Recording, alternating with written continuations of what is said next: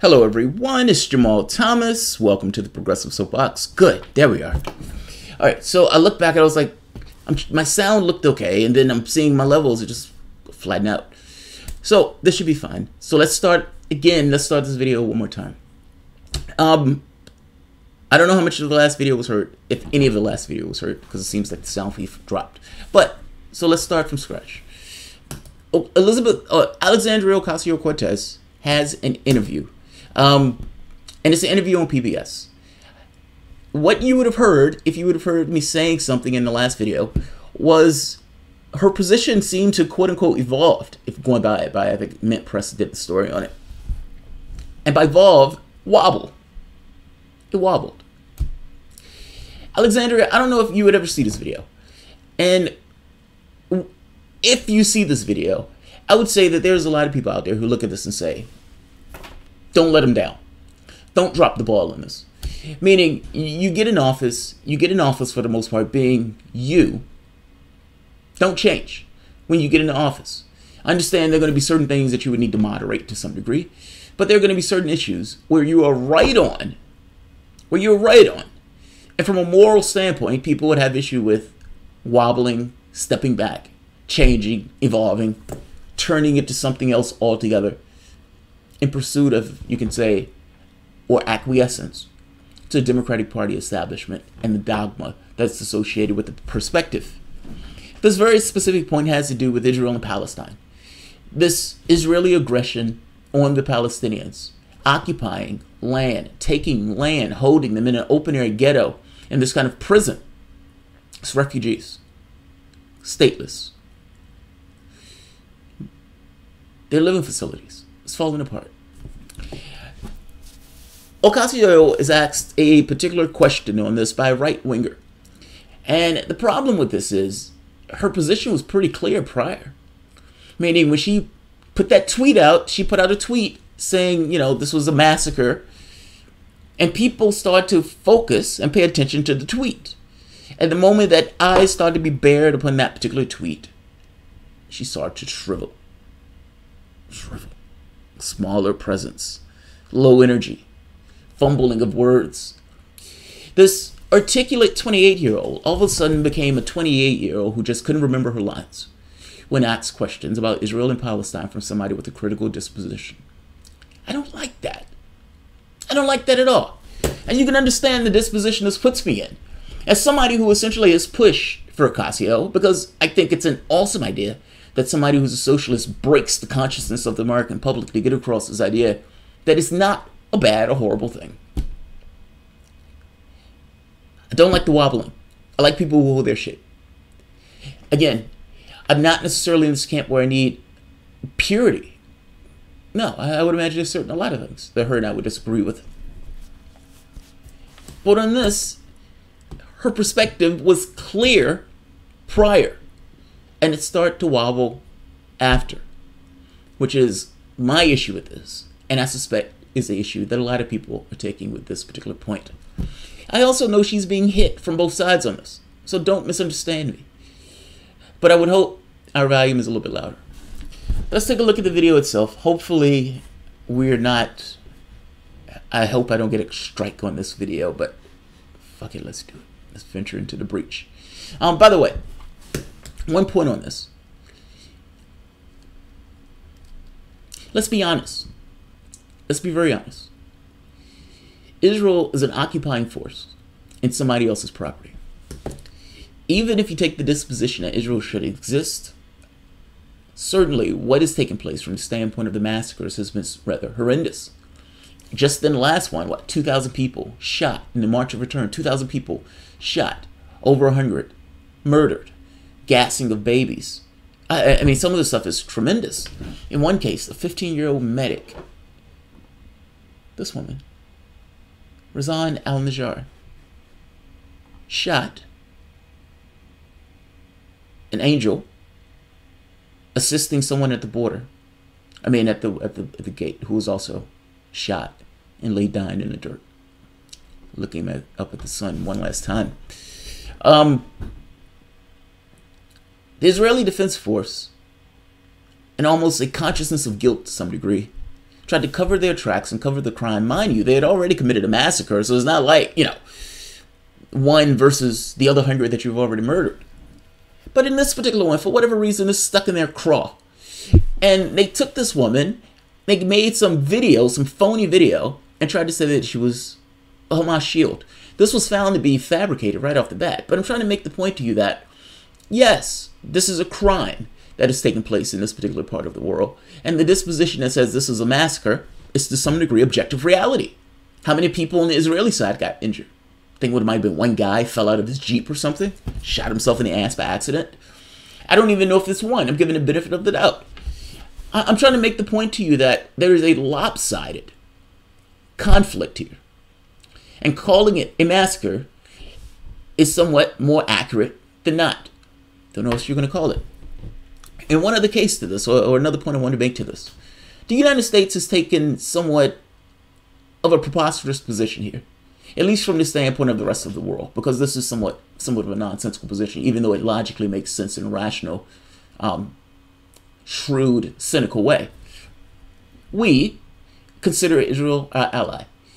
As our ally, they do the heinous stuff that we don't necessarily want to get our hands dirty in that part of the world, meaning they can be a dominating military force in the Middle East. They, to their credit, or because of this, gets to have nuclear weapons that everyone hushes about, but everybody knows. The secret that everybody already knows, that they already have nuclear weapons. And this idea of stopping Iran to get nuclear weapons is a nuclear parity issue. They're our ally. Now, in being our ally, again, they're able to do the heinous stuff in that part of the world. But by the same token, we protect them when it comes to issues of the criminal court. So when they're stealing land, when they're killing Palestinians, when they're putting children in prison and torturing, we will protect them in the International Criminal Court. It's an amazing arrangement. Like I said, shrewd, somewhat cynical.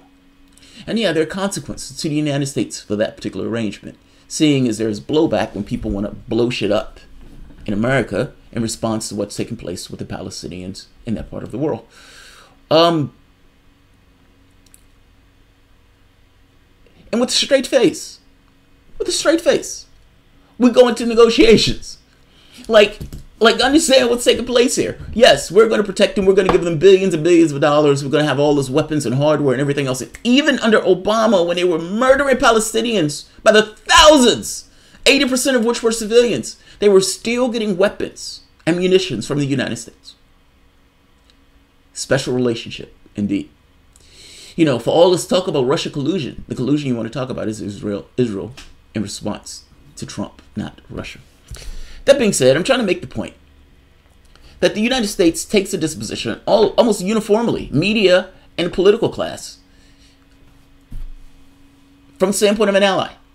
We will say nothing bad about the stuff that's taking place. When bad things are taking place, we would just hush our mouth.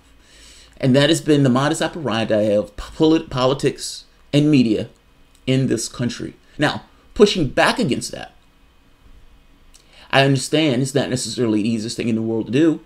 I saw Sanders do it when he was in that debate with Clinton, but even he would only go so far with that particular conversation. I guess I'm trying to make the point. I don't want the wobble. I understand the getting hit by both sides. I get it. By the same token, I didn't come out with the disposition. You did. You put that tweet out. Meaning that's the thing that was in you. And if that's the thing that was in you, stand by it. People are condemning you not because you've changed your position, or it's not because of the position, it's because you've changed the position. I want to make that, if that makes sense. Let's see. Let's take a look at this. This one isn't long. And hopefully this will be allowed without a strike. Being a Democratic incumbent. But now you are very likely going to be going to Washington, and you'll have to sort of build out some of those foreign policy positions. You, in the campaign, made one tweet or made one statement that referred to a killing by Israeli soldiers of civilians in Gaza and called it a massacre, which became a little bit controversial. But I haven't seen anywhere. What is your position on Israel? Well, I believe absolutely in Israel's right to exist. I am a proponent of a two-state solution. disposition. And for me, this is not a referendum, I think, on the state of Israel. For me, the lens through which I saw this incident as an activist, as an organizer, if 60 people were killed in Ferguson, Missouri, if 60 people were killed in the South Bronx, unarmed, 60 people were killed in Puerto Rico, I just looked at that incident more through just as an incident. And to me, it would just be completely unacceptable if that happened on our shores. But I am... Of course, the dynamic there in terms of geopolitics and the war in the Middle East is very different than people expressing their First Amendment right to protest. Well, yes, but I also think that what people are starting to see, at least in the occupation of Palestine, is just an increasing crisis of humanitarian condition. And that, to me, is just where I tend to come from on this issue. You use the term the occupation of Palestine. What did you mean by that? I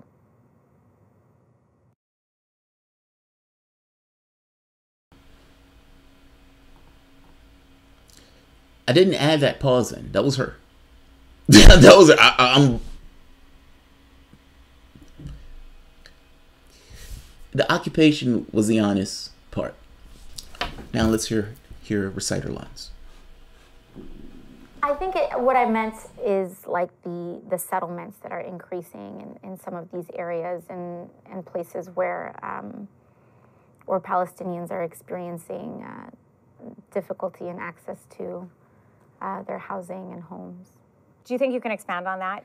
Yeah, I mean, I think I'd also just, I am not the expert on geopolitics on this issue. You know, for me, I'm a firm believer in finding a two-state solution in this issue, and I'm happy to sit down with leaders on both of these. For me, I just look at things through a human rights lens, and I may not use the right words.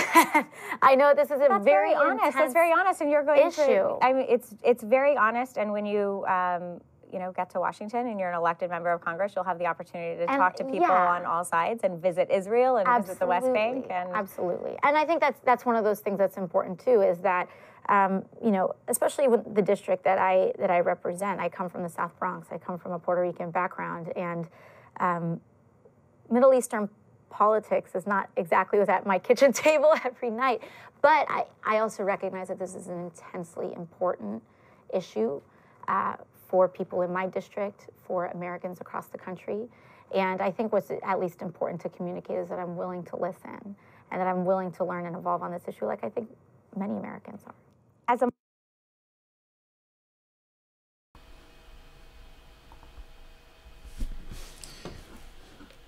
Own your lens, man. Own your lens. Choose. Who do you represent? Choose. And I say that to say, look, it's fair to say that you're not an expert. But I like the beginning of the answer. But I think you should have owned that answer.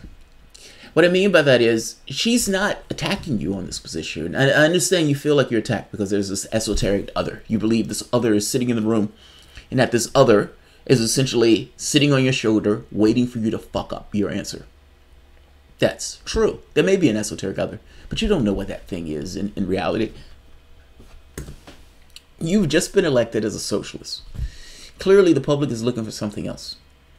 You started off your answer saying, I look at this through the lens of somebody who is, if it was Puerto Ricans or Ferguson and etc. Good, you should. That's the lens I look at it through. I look at it through the lens of African Americans, through what has taken place in this particular country with regards to African Americans. It gives me a certain tint, a certain disposition when I look at other people being subjugated and treated horrendously. Own it. The truth of the matter is, yeah, it is an occupation. When she asks you about that, yes, it's an occupation. Even if you want to stick with the incident thing of, I looked at what was taking place and I said it was a massacre because I considered thousands of people being shot and hundreds of people being killed, when on the other side, it's like 0 or single digits. I consider that to be a massacre. Own that. I don't understand the wobble on that particular issue. You can understand that lefties look at that and be like, why is she wobbling? on this issue. You need to fix that answer. That's what I would say. Now, here's the second point. I still support her. And I say that to say this in and of itself is, look, I think there's a difference. Think back to the election for the moment. Hillary Clinton. And I'll in my part on this and I'll call-ins afterwards. Hillary Clinton, when she was in that election, people said, what did Hillary Clinton put in those Wall Street speeches? Do you remember that? They said, what did she put in the speeches? Why was what she put in the speeches important? If what Hillary Clinton was getting out there and saying, if she was verbalizing whatever she was saying, why were the speeches important? Why did people care? What was the reason? People wanted to know what was Hillary Clinton hiding in those speeches. They wanted to know what she was hiding in those speeches because they thought that was her real position. They thought what she was telling us was the fluff, and what was actually in those speeches was the thing that was really in her head, the things that she was whispering to the people who she was in the room with. The real position mattered. And people thought the real position mattered more than the stated position that she was taking for the politics in order to, to appease out the rough edges in order to bring more people into the coalition. I look kind of through that lens at this. I don't like the wobble on the answer. You need to fix that answer. That's the first point. That shouldn't happen. You're going to be in national politics, national politics. Wobbling on an answer like that. I want it to be natural. I want it to be honest. I want it to be real. But I don't want... You seem terrified of that answer. Low energy, terrified. A 28-year-old trying to remember what to say. That's what it looked like to me. That's what it looked like to me. So I don't like that. I don't want to see a 20-year-old who wants to look like what to say, because you have two problems with that. People look at your age and they think this woman is going to be in office. Yeah, we like the youth, but if you come across as if you know what the fuck you're talking about, then people will not necessarily hold that age against you. That's my 2 cents. On this particular issue, the left is not going to like that wobble, because the left has been trying to get the position more so as somewhat doctrine that there needs to be some solution. Now, as for the two-state solution, this is somewhat of a nonsensical position, if I'm being honest. The United States assists Israel in protecting Israel from the International Criminal Court. By the same token, in that protection, with that protection, Israel continues to steal land. Now, you can't have it both ways. What is the logical outcome to what's taking place? This is somewhat of a logical disposition. How do you get a two-state solution while one of the states continues to steal land from the other state? At some point, there is no other state. This is kind of what I'm getting at. How do you have a two-state solution in that scenario? Now, I understand it's unpalatable for the Israelis to posit this, but it sounds like you're looking at a one-state solution. Israelis don't like that because they think that's the destruction of Israel. You've destroyed Palestine. You've already destroyed a state. It looks like you're looking at one state. That's unpalatable to Israel. I'm going to open this up to the audience. My disposition to Ocasio hasn't changed, because I don't think she's changed on this issue. I think she's moderated it in the way she's given her language. I don't like the way she's moderated. Don't get me wrong. That said, she hasn't changed. She hasn't changed. So maybe I'm wrong. Let's let people take the piss out of me if you think I'm wrong on this. But if we cared about Clinton's speeches, I'm just saying, if the reason that you cared about Clinton's speeches was because you thought Clinton was harboring a different point of view, her tweets are in similar fashion. That's her real point of view. She's like, I'm willing to evolve on this issue and everything else. But she has a certain disposition on this issue now that is more aligned with my own. And in being more aligned with my own, it is a hell of a lot closer than what is currently there in regards to the modus operandi that is Israel. I think the biggest issue that people have with this is she going to change on other issues? That how much of that evolution is going to take place between the time she's elected and by the time she gets in office? And does it essentially make her a lame duck of a candidate? I'm not there yet. I'm not there yet. I'll say one more thing, and I'll open. I'm the last line. Like, I realize that me taking this disposition is to some degree taking the position of a moderate, which is weird because I'm not quite sure how to argue the position of a moderate. But I will say, this is the last line, the last moderate, and I'm not even a moderate. So I'm trying to give you this idea of where we are in the political discourse. If my contention is that the political edifice is ossified, calcified, broken in some respects, but it's still there. If you put people into slots, it'll function. Once those people get into slots, it needs to be changed. The other contention, one tick behind me, is that I'm wrong. That this solidarity of no, with any goal of trying to fix the political discourse, is somewhat of a fruitless endeavor. That there is no fixing of the political discourse. That the only solution to this is to break the edifice entirely. That none of this needs to work. All of this shit needs to burn in order for there to be something else. That's the step behind me. Now, if you're saying that putting somebody in office who literally calls himself a socialist, and within the course of 2 months, the person has shed her perspective and shed her points of view, then yeah, at that point, there is no working of the system itself. I personally don't think we're there. But I would say this is like one of the last lines. Let me open this up for the audience to get their perspective on this. This is the call-in number. What do you think? Am I being too hard on Ocasio on this? Am I wrong?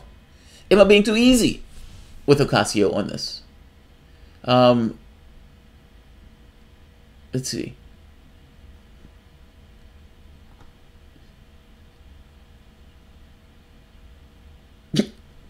I love that. I have to say that I really never watched UFO videos. That's funny. All right, yeah. So I'm opening this up to dialogue. Let's see. Let's reserve judgment until she gets elected and actually votes, but I understand the criticism. Xander GC. Yeah, Xander, I think that's kind of where I am. That's kind of where I am. FTW all day. I gave Jamal the benefit of the doubt for far too long, and only because I want to get the good bit of Palestinian issue. Other than that, this motherfucker is suspect. He said suspect. Hello, who's calling?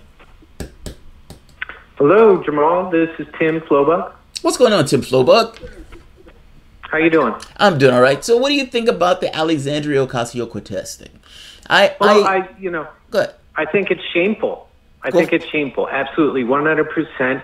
And I actually, called her campaign office and, sent messages saying, this is kind of like a red line with people now. Yeah, it is. You can't be like, for something that's on your street corner, but for the exact and total opposite of the same thing that's halfway around the world. Martin Luther King.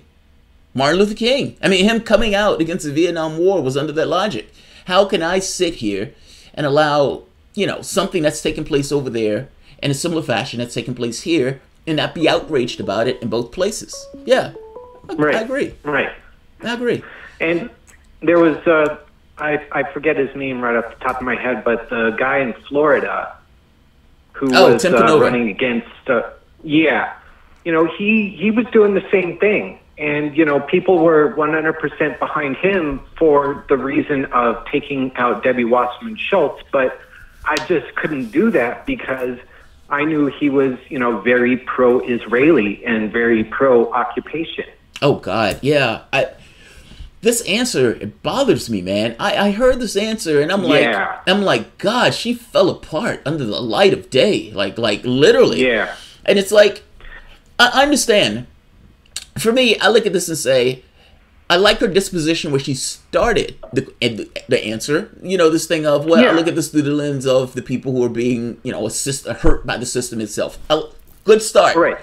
And then when the woman says, well, you said occupation. Well, I mean, I can evolve on this issue. It's like, what? What kind of low energy, mealy mouth answer is that? I hated that answer. Okay, so I'm not wrong. It's not just me. I hated that answer. And I was like, well, Jesus Christ. The vultures of Washington, D.C. have, very quickly and very, stealthily swooped in and put their claws in her. And I'm sure she's feeling that. I can't give her a free pass by any stretch because, there's no free passes to give on this. Yeah, I thought about it long and hard when I did this video, because my thought was, I was like, God, I'm going to be an asshole in this video. And then I was like, well, I tried to, I ended up in two spots. I ended up in a spot of, this is somewhat of a red line issue to me. By the same token, did she really change her position on the issue, if that makes sense? Like her wobbling, is that wobble a change? And God, I hope it's not a change. Like, I hope it's not, I'm evolving on my position on this and now I've changed my disposition, as opposed to, oh God, I don't know how to answer this question correctly in a way that's going to get me out of this without looking horrendous. Right. And, she's obviously a novice at the political game, and, she's trying to find her footing, and, she's obviously trying to, like, appease everyone at this point. And, I think, for me personally, we're beyond the point of appeasement. That's just not, that's not going to do anything for anyone anymore. Let me ask you this. So based on this answer, do you remember the debate between Bernie Sanders and Hillary Clinton? And in that debate, the issue of Palestine came up. This was in Brooklyn. This was like a knife fight. It was fucking awesome. And the issue came up, and Bernie Sanders went after Hillary Clinton on this issue. It was the first time I had heard anybody do this, like going full in, making this point of, we need to pay more attention to the plight of the Palestinians, what they're living in, etc. And it brought the house down. Oh my God, somebody's actually talking about this in this way. When Ocasio was putting this stuff in her tweets, I thought the same thing. I was like, oh, holy shit, that's great. Somebody is actually talking about this in this way. When she, in this interview, when she started that question, I thought, okay, she's kind of, and then it fell apart into, so if I can evolve on this issue. I don't know. Let me ask you this. Similarly, Bernie Sanders just kind of went on to say, blah, blah, blah, two-state solution, blah, blah, blah, peace, blah, blah, blah. Everybody says two-state because, well, the reason they always say two-state is because if you say one state, where's Israel? Like, in their minds, this idea of a Jewish state, part of the problem with calling any piece of land or any particular thing Jewish or Christian or anything else is maybe it's not going to be that way. Like, what happens if you do need a one-state solution because that's the only solution you can get? You no longer have a Jewish state. Right. And all these people howl, oh my God, you're trying to destroy Israel. You've already destroyed another country. Egypt. It's like we already destroyed another country. So let me ask you this. If you were in New York, and because look, the rest of the PBS interview I thought went fine. I thought she did perfectly fine in that entire interview, with the exception of this particular question. And so I hesitate blowing this to the degree of this is everything. I see a lot of people in the chat wanting to, just basically say, oh, all right, that's it. We knew she was a plant. We knew she was DNC, blah, blah, blah. And, I'm not going to go that far. I'm not going to go that far either. But, okay, go ahead. I'm sorry. I guess I look at this thing and I think to myself, I am out of fucks to give from the standpoint of backing up. Yeah. That's where I am. Yeah. And so when it comes to this thing of, red lines, I have red lines. It's just that simple. Yeah. I think everybody should have red lines. I think people should have red lines across the board. Look, if you had more red lines from the standpoint of what workers were willing to accept, you would have a better fucking society. I think the same thing about the political class. If you had red lines about what you were willing to accept, there would be certain lines that politicians know that they couldn't go. So... Right, and if you look at the Republican Party, they're nothing but red lines. Yeah. And the Democratic Party has just turned into lines of capitulation and, appeasement. Capitulation, yeah. Man, thank you for calling in, man. I agree with you on this. Absolutely. I feel like the step behind me is chaos. That's what I feel like. The burn it down selection. And I gotta be honest, and there are days I wake up where I'm there, where it's, this doesn't work, fuck all, burn this shit down. And there are other days where I think the edifice can work. My issue with this is I don't know what what comes on day 2. I'd send my mother to know what happens on the second day of the revolution. But nevertheless, thank you, man. I appreciate you calling in, Tim. Yeah, absolutely. Take care. Oh, you too. Jacob Solis. What's happening, Jacob? Hello? Yes. Can you hear me, Jake? Oh, okay. Let me turn off the... Hold on. No, you're fine. Yeah. Okay, I had to turn off the YouTube video, so I listened to you through the earphones, right? Oh, I see. Yeah, okay. Hold on. Let me do one super chat. Beltazar 228. But they're warheads. Chucky the Shoe and Nancy Pelosi. Beltazar. But the warheads. # but the warheads. Yeah, so what is your opinion on the Ocasio-Cortez thing? Yeah, well, Alexandria, what I'm doing is I'm in the process of vetting her. I don't think we should, we have to be very careful with candidates. We shouldn't just jump on board. We should be continually vetting them. And so what I did was create a list of where you stand on the issues. Yeah. And I call it the pledge. And each candidate has to sign the pledge. If they don't sign the pledge, they don't get our votes. End of story. This is not rocket science. This is like really simple stuff. So we have to come to consensus as to what's on that list. What are the deal breakers for us? Okay. And then present that to the candidate and say, will you sign the pledge in writing? Okay. And maybe even have it notarized. So it's a legal document. So, and so that's what needs to be done. And so we shouldn't be fully supporting Alexandria. We should be vetting her. I feel you. Now, I'm not against that. Go ahead, finish. Yeah, now, in regards to the whole, I think we should take a multi-pronged approach. Meaning, yes, the progressives should try to take over the Democratic Party. But the Greens have already tried that, and they say that's not going to work. But it may work, so let's try that. But at the same time, we have to support. Wait. Before I got to interrupt on that one. The Greens say it. That's like one party saying that the other party. No. Wait a minute. If you look at the history, the people that formed the Greens were originally Democrats. They tried to take over the Democratic Party. This is many, many years ago. Okay. They then again got frustrated, and they decided then to form the Green Party. Okay. That was the evolution of it. Okay? So I'm not saying I agree with that. I'm saying that we should try. We should try all the methods. We should try all methods. I agree. And whatever works in the end, that will be it. Now, the other thing is, I think that we have to get away from these party labels altogether. Are you still there? I am. No, I am. I'm listening. Yeah. I agree with you. We have to focus. We have to focus on the candidate and where they stand on the issues. It doesn't matter what party label they have. What matters is their integrity, okay, and where they stand on the issues. And are they incorruptible? And are they willing to die for the truth? That's what we need to be looking at. Incorruptible. I love that word. See, I don't accept people as being incorruptible or willing to die for the truth. I'm one of them. Incorruptible? You're incorruptible? There is nothing that can take place that can corrupt you at all? Jamal, I created a 90-minute for lack of a better word, a meditation in which I say to people, if you do this for 90 minutes, you will be set free from fear. And fear is the root of corruptibility, okay? It is fear which prevents love. They who are manifestations of love are incorruptible. No. And so what I did, the good news is... No, I don't agree with that at all. That's not... Wait. Hold on, wait. I want to stop there for the moment. Fear is the root of corruption? What about being bought? Yeah.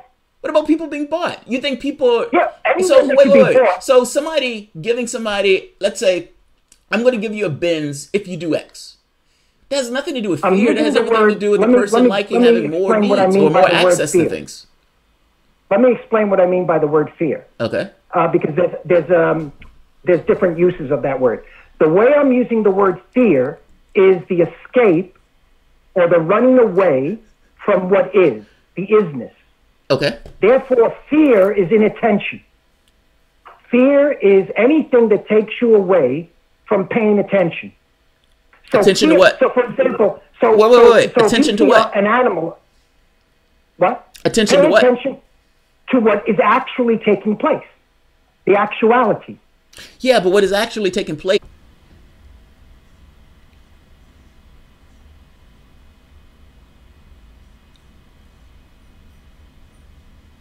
Come on.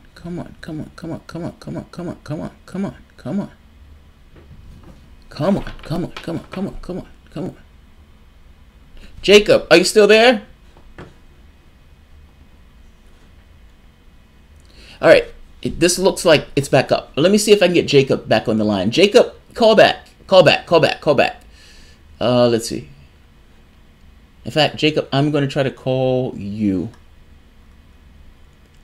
My internet.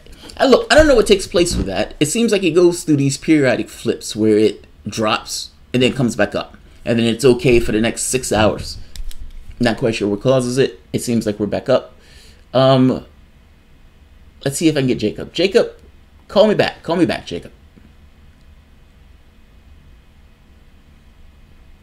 Come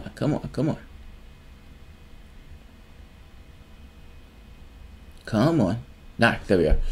Yeah, Jacob, call back. Let me see if I can call Jacob.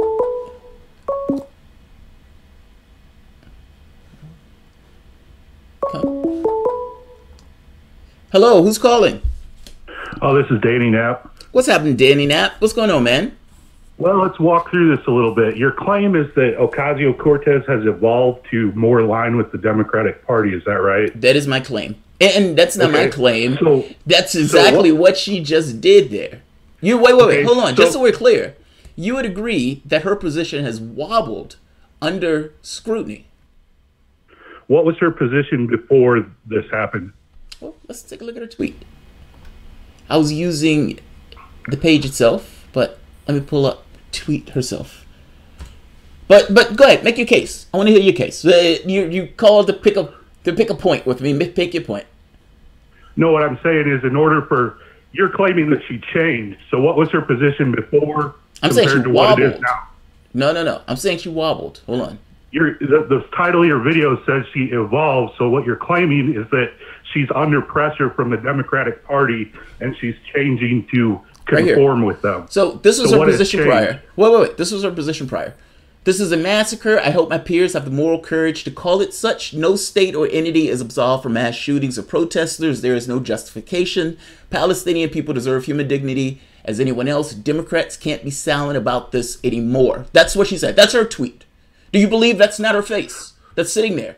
So Now. So what you're saying is wait. Hold on. You asked me a question, Danny. You asked me a question. Let me answer your question. Now, under scrutiny of that particular host, she changed on that. She said herself, I can listen, I can evolve on this particular issue, etc., etc., etc. She used those words, evolve. That wasn't me that made that up. That came out of her mouth. Is that not true?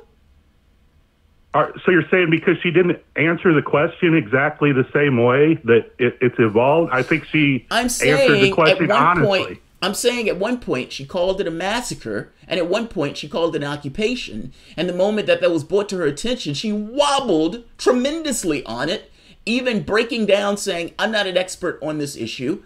And in being not an expert on this issue, I can evolve on this issue. That's my claim. She said... Well, no, you're conflating two things. There is an occupation, and there was also a massacre. Those things are both true. Yes. They're not, those two things don't oppose each other. Then why is she... Here's my issue, Jamal. Go for it. I think that, we have this crazy idea in American politics, and, I fault the Democrats and the Republicans for it. Mm-hmm. We have this idea of conformity. We have this idea that we have to conform to one of two schools of thought. Right. Now that's kind of being broken. Progressives are kind of figuring out there is more than two ways of thinking. But I think what our problem is, we all want to get people to conform with a new way of thinking. And I don't think that's desirable. I think we have to recognize that there might be 100 different schools of thought. It's ridiculous to think that we're all going to have the same mind in America. We don't have the same mind. We have different minds. Now, Danny, and what we really want is for representatives who listen to us and represent their constituents. And I think, especially from progressives, we want them to go one step further than listening to and representing their constituents, to also leading the thought in America, right? So yes. I agree with you on that, but I think what your standard is, will she say exactly what I want her to say at every opportunity? And that is a ridiculous standard. She's not even your representative. There's 435 representatives in Congress, and why are you putting her under a microscope? I mean, did she say that she wanted to continue support for Israel? Did she say that she would excuse Israel if a vote came up? I mean, I don't see how you are interpreting this to mean that she is not going to lead how we want her to lead on this issue. Did you hear my disposition on this? Well, what part did I miss? Well, no, I'm asking you. Did you hear the video on this? Did you hear my disposition on this? I heard part. I don't know if I heard the whole thing, Jamal. Okay. So let me know. Let me elucidate you on what I'm thinking, from my standpoint, and from the standpoint of the disposition I take. I have no expectation of her to be in lockstep with me on that. I think I even said it in the video. I have no expectation of her being in lockstep. What I said was, I hate this answer. I hate the wobbling of the answer. If you have an answer on this, then have an answer on this. Her saying this is very strong and very clear from the standpoint of the tweet. And when she's asked about this question, she wobbled. I don't think there's anything wrong with pointing out that the woman wobbled on the answer when she's asked about it. Now, from the standpoint of, do I pull support? Hell no. I said as much. I said the same thing. My issue with this was more so is she's strong on a disposition, and then the moment that somebody asks her more about it, she crumbles. That's my point. Well, that's my wait. Okay, well, wait. That's my only point. Does that mean I pull support? No. Does that mean that I think people are being overly harsh to some degree because I think she's being hit on both sides? Yeah, I think people are being somewhat overly harsh. In the case with him, you may think I'm being overly harsh, but I guarantee you there are people who are far harsher than I am, who are looking at this, who think if she's willing to wobble on this, what else is she willing to wobble on? Now, I personally say let her get in office first. Let's talk about this concept of wobbling just a little bit. Can we do that? Go for it. Okay, so you take somebody like Hillary Clinton, they are going to have a polished answer for every question that is given to them, right? That's true. And behind that polished answer, there's a team of advisors, a team of consultants, and that is where the corruption comes into politics. So I would prefer to have someone who admits, hey, maybe this isn't my area of expertise. You know, a lot of the Justice Democrats candidates focused on domestic issues. I had the same issue with Anthony Clark, who ran in Illinois 7th. I asked him some questions about foreign policy, and he said, you know, I focus on domestic. I focus on Medicare for all. I focus on raising wages. I focus on college education. He said, if you want me to get something together for you on my foreign policy, I will. And I said, you know, don't worry about it. Yeah, I think you're right that the people in Illinois 7th want those domestic issues addressed. And look, I don't disagree with you.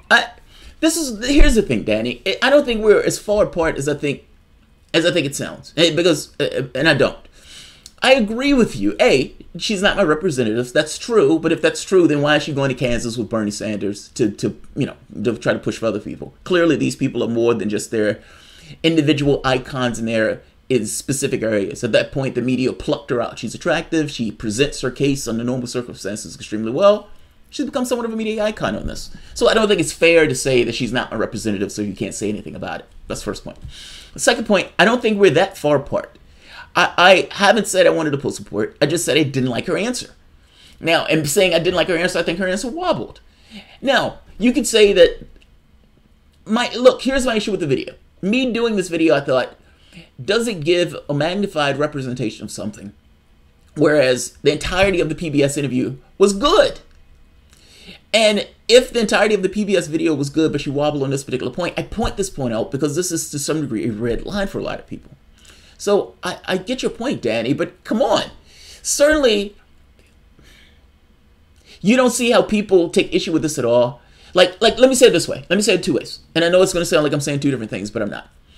In one case, you have the Hillary Clinton thing where people was concerned about what she was going to write, what was in those emails, because they thought what was in those emails was real. That was her reality, meaning what she was saying to those Wall Street representatives was her real thoughts, as opposed to what she was saying to us, which was, she's saying one thing and in speech is something else. We cared more so about what was in the emails because we thought it was real. Well, I consider this to be some degree here. The tweet, I think, is real. I think that's a real disposition. I think that's how she really feels. How she needs to moderate it in order to get it across to the public, I don't necessarily think she's crystallized that particular answer yet. But Jesus Christ, you need to. Because that answer was horrible. That answer was horrible. I didn't think the answer was that horrible, to be honest with you. I think you're reading more into it. I think the real question is, where will she be on that issue when it matters? And also, I don't think that your inference that she's being coerced by the Democratic Party to toe their line, I don't think that there's any evidence of no. There's no evidence of that at all. No. That's an honest answer. No, what you're doing is you're encouraging politicians to be dishonest liars. That's not what we want. We want people to be honest. And when it matters, when she has to make a vote on this issue, I do hope that she has a better position. And I mean, I agree with you on that. Yeah. But I think that your inference that, she's being corrupted, this is what we knew it was going to happen. Nobody can fight back against the Democrats. They have all the power over us, and we're helpless. We can't elect candidates, and it will never work. I mean, that's the helpless, stupid attitude that I'm getting sick of with the progressives. We do have the power. It's our country. It's our government. She goes there. If she doesn't have every issue down, then hopefully she will find the correct position on that issue. And the idea is not that we're going to have complete conformity. That's not what we even desire or want. We don't want Democrat, Republican 3.0. We want to be individuals who are free to squabble and argue positions and have representatives that represent us in a democracy. So what are you doing then? I mean, ultimately, if you're saying you want people who are free to squabble, are you saying that people can't take a disposition and say they don't like your answer? Well, what I'm doing is, I'm supporting people that best represent me. Well, that's right? What I agree. No. Hey, wait. I'm trying to make this point that if you're saying that I'm trying to encourage people to be liars, no, I want people to stand by their positions. That's what I want. Well, look like this Tim Flowbug is in your comment section saying I'm an old school Dem. I'm not even a Democrat. I'm an independent. No, I'm not talking about Flowbug. No, wait, Danny. Flowbug came onto your show, and he's ready to throw away Ocasio-Cortez as if she is Hillary Clinton or something. Because people, actually, what Tim Flowbug said was he's still supporting her. He hasn't changed his disposition on it. He just disagrees with what she did. This is like a call to personality. I mean, Danny, come on. Are you telling me you want people who are free to squabble, but you don't necessarily want them to squabble on this point? I do want them to squabble on this point, but what I'm saying is you're acting as if, she's going to do whatever the Democrats want her to do. I'm not acting like that at all. I said the entire interview, I said it was a good interview. I like what's coming out. I said I just disagree with her on this particular point. I said I wanted her to hold her shape. Why is that a horrible disposition to take? I don't understand why that's a horrible disposition to take. This bold like a leopard guy in your comment likes Marco Rubio and he's a right winger. He's a right winger. Yeah, he wants to invade Nicaragua, but he still likes to pretend like he's not interventionist. No, he's a right winger. I'm talking about us. I'm trying to make the point, Tim. I mean, I'm sorry. I'm trying to make the simple point to you, Danny. We can have our disagreements on the left without throwing people away, and this is evidence of that. I am not throwing her away. I am not throwing her away at all. I've said before that I still support her. If I was in New York, I'd vote for her in a heartbeat, enthusiastically. I like this idea of a democratic socialist breaking the consciousness. But there would be things that we disagree with the candidates on. This is one of those things. There's nothing wrong with saying I disagree with her on a particular point. I don't think that you even disagree with her. She didn't answer it exactly how you wanted her to. No, my issue with this, if I'm saying for me, I know other people are being more harsh on this, but my issue with this is look, if I say that I think it's a massacre that took place in the Gaza occupation, and somebody asks me about it, and I change and say, well, wait a minute, I don't know, I'm not an expert on this stuff, and et cetera, et cetera. She's wobbling her answer. That's what I'm getting at. It seems like she's changing her answer. Now, I don't think there's a Democrat that whispered in her ear. I think there's an esoteric other of what she believes she needs to do to get elected and get along. That's what I think. I think a lot of this stuff deals with, for instance, Green parties. I don't think people like the Democratic Party is, this amorphous force on the Green Party. I think there's a natural thing when people go into the booth, they say, who's the best person, who's the person who's most likely to get elected? And the Green Party, they look at it as, I'm throwing away my vote if I do this. That's what's in their head. It's an esoteric other. The Green Party may get 20% if people voted their conscience. I'm saying this may be something similar here that's operating on her. And fair enough. Maybe I can't say to please the people in the Democratic Party. Fair enough. That may be true. But I do think it is at the behest of the party itself, not because the party told her to do it, but because she feels that she needs to do it in order to get along and get elected. That's what I think. I don't think it's... All right, brother. Well, yeah. I hear other people are trying to call into you, so I'll let you Danny, move on. But wait, Danny, I appreciate this call-in. I like it when people I like it when there's a disagreement on the left. Personally, I like it. I like the disagreements on the left because I think it hashes out.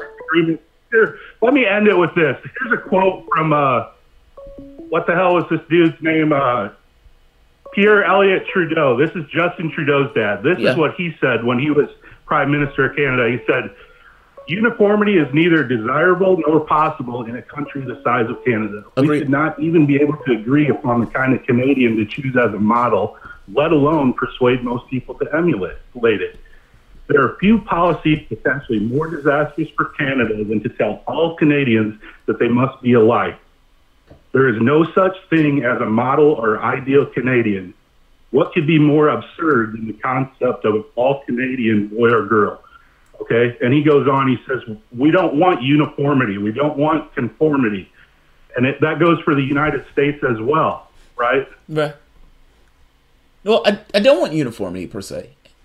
And he said, look, you're coding this from the standpoint as if I need her to be something. I would like her to be something, yes, but I am judging her by the standard to which she set herself. This is what I'm getting at here. This is not I am imposing a standard upon her. This is she said something. That woman asked her something that she herself said, and she crumbled on it. This is what people is taking issue with. And I don't think they're insane. Think, Danny, before you go, think of it from the disposition of somebody who's dealt with political actors who have failed miserably for the last 20, 30 years. Like, look at the time that you're in. You're in a time of people who want to get shit done, not people who are considered themselves to be moderates. Now, I don't consider her to be a moderate. I consider her to be what she says she is, a democratic socialist. And as such, it doesn't sound like she's wobbled from the standpoint of her core issues, which is why I support her. But I don't think it's insane for people who are looking for something to believe in, anything to believe in, any level of truth, if there's a level of truth to be found, to say, if she's willing to wobble on this, what else? That's, I think, the disposition that people are looking at this at. Not so much that they need her to be uniform all across the board. They just want her to be true to herself. That's it. And all I'm getting at with that answer is not that I want her to fake an answer. I want her to answer in a way, yes, that's honest and earnest. When she started that answer, by the way, she started it. I look at this through the disposition of the dispossessed. I love that. I love that. That's a Howard Zinn way of approaching it. It's just by the end of that, it kind of fell apart. That's all. I don't think we're that far apart on this at all. I like. Well, what statement did she make that you disagree with? You mean in regards to her answer? What I disagree with is it is a massacre, and it is an occupation. Well, no, she didn't say that though. What did she say that you disagreed with? I just told you what she said that I disagreed with. When she gets to the subject of whether or not it's an occupation, and she changes her disposition on it, saying, "Look, I don't know everything." No, you're not listening. You're not listening. What did she say that you disagreed with? Then I'm missing what you're saying. Because you're asking me... You didn't disagree with anything she said. I just told you what I disagreed with. I just told you what I disagreed with. What statement did she make that you disagreed with? You wanted her to say something that she didn't. No, Fine, no. I get that. But what did she say that you disagreed with? I just told you multiple times When she was questioned about this idea of an occupation, the woman said, "You said occupation," and she crumbles under that spotlight. I disagree with the crumbling. She just didn't say what you wanted her to. You didn't disagree with anything that she said. I disagree with the crumbling. I disagree with the wavering on that point. It is an occupation. That's your perception. It's my perception that they're occupying territory. Well, right here. Then this becomes a red line. It was an occupation. She said it was an occupation and then moves away from the moment that the woman tries to scrutinize her about it. She didn't move away from the point. Look at the video. You didn't disagree with anything she said. I just told you what I disagree with multiple times. No, you wanted her to say something more. Danny, you wanted her to say something more, but you didn't disagree with anything she said. If you say, you use the term occupation, and I say, yes, it's an occupation, and the person says, dig into that, and she backs away from that, I disagree with the backing away from the point. Now, you're saying that because she wasn't strong on the point that I am somehow wrong in this. No, it's her own words. What am I missing? She said occupation. Fair enough. I agree with her. I think it's an occupation. Then she moves away from it the moment somebody scrutinizes her. What am I missing? Now, sir, this Tim Flowbug dipshit in your comments is saying that she didn't say what I want. I would have liked her to say, I think we should stop supporting Israel. We should cut all funding. We should build a house, a meeting place, and tell Israel, get your ass in there every damn day, 24 to 365 days a year. That's what I would like. Danny, wait. But I didn't expect her to say exactly what I wanted to hear. I don't doubt your bona fides on this. An honest answer, and she did. I don't doubt your bona fides. I don't doubt it at all. And I understand your point. You're trying to say, I wanted her to say a particular thing. I wanted her to go a lot further, if you're asking me. I'm only holding her to her own words. That's what... This is, I think, the case, the crux of this. It's one thing if when she started her campaign, she was talking this kind of wishy-washy stuff about Palestine. She wasn't. She wasn't wishy-washy at all. I gave you the exact tweet that she gave. Can we at least agree that we can agree on that, but then, so where is your idea that she's caving to the Dems? Where do you get that idea from? Why is she shifting her position? Why do you believe she's shifting her position? Wait. Why do you believe she's shifting her position? Or do you even believe that she shifted her position? I don't see the evidence that she shifted it. Did you watch the same video? She didn't say it's a massacre, but was that really... No. Was that really necessary there? No. Occupation. I'm using the term occupation. I'm on the occupation point. Did you watch the same video? Did you watch the video? I didn't watch the whole thing, no. Then if you didn't watch the PBS video, how are you arguing this point? I'm going off of the information I'm getting from you. Did you watch the PBS video? Did you watch the subject material that I'm talking about? Yeah, what you showed in your clip here, and I don't understand your argument. She said it was an occupation. She said, this really isn't my strong point or whatever, of knowledge. And you don't consider that a wobble? I think it should be humanitarian concerns. I think I agreed with everything she said. Wait. You don't consider that a wobbling? More informed? Sure, but why... if you expect a politician... I am asking you a very specific question. Danny. I'm asking you a very specific question. Yes or no? Making a statement and then running away from the statement that you made, is that not a wobble? Is it not fair to say that that's a wobble? I don't think she ran away from the statement. So if somebody says... this is an occupation. I am clear and unequivocal that this is an occupation. And then they say, follow up on that. And I'm not an expert on this. Are you telling me that the clear and unequivocal statement followed by saying, I'm not an expert, is not a backstep? Is that what you're saying? Well, I don't think that is... Be honest. Be honest. You're getting pretty nitpicky. Did she No. claim to be I'm not expert? being nitpicky because I'm saying that this is the crux of what we're talking about. I am making the argument that No. Your problem is you're acting like there was a change. Now you're acting as if, did she once claim to be an expert and now she's saying she's not an expert? Or was she always not an expert? No, Danny. You're moving away from the point. No, you are. No, I said that she wobbled. I said she evolved her position. She even said it. I'm That's open your to evolving. Perception, but you're not backing that up with Danny, anything. she said it herself. She said it. Do you know she used the words evolved in that statement?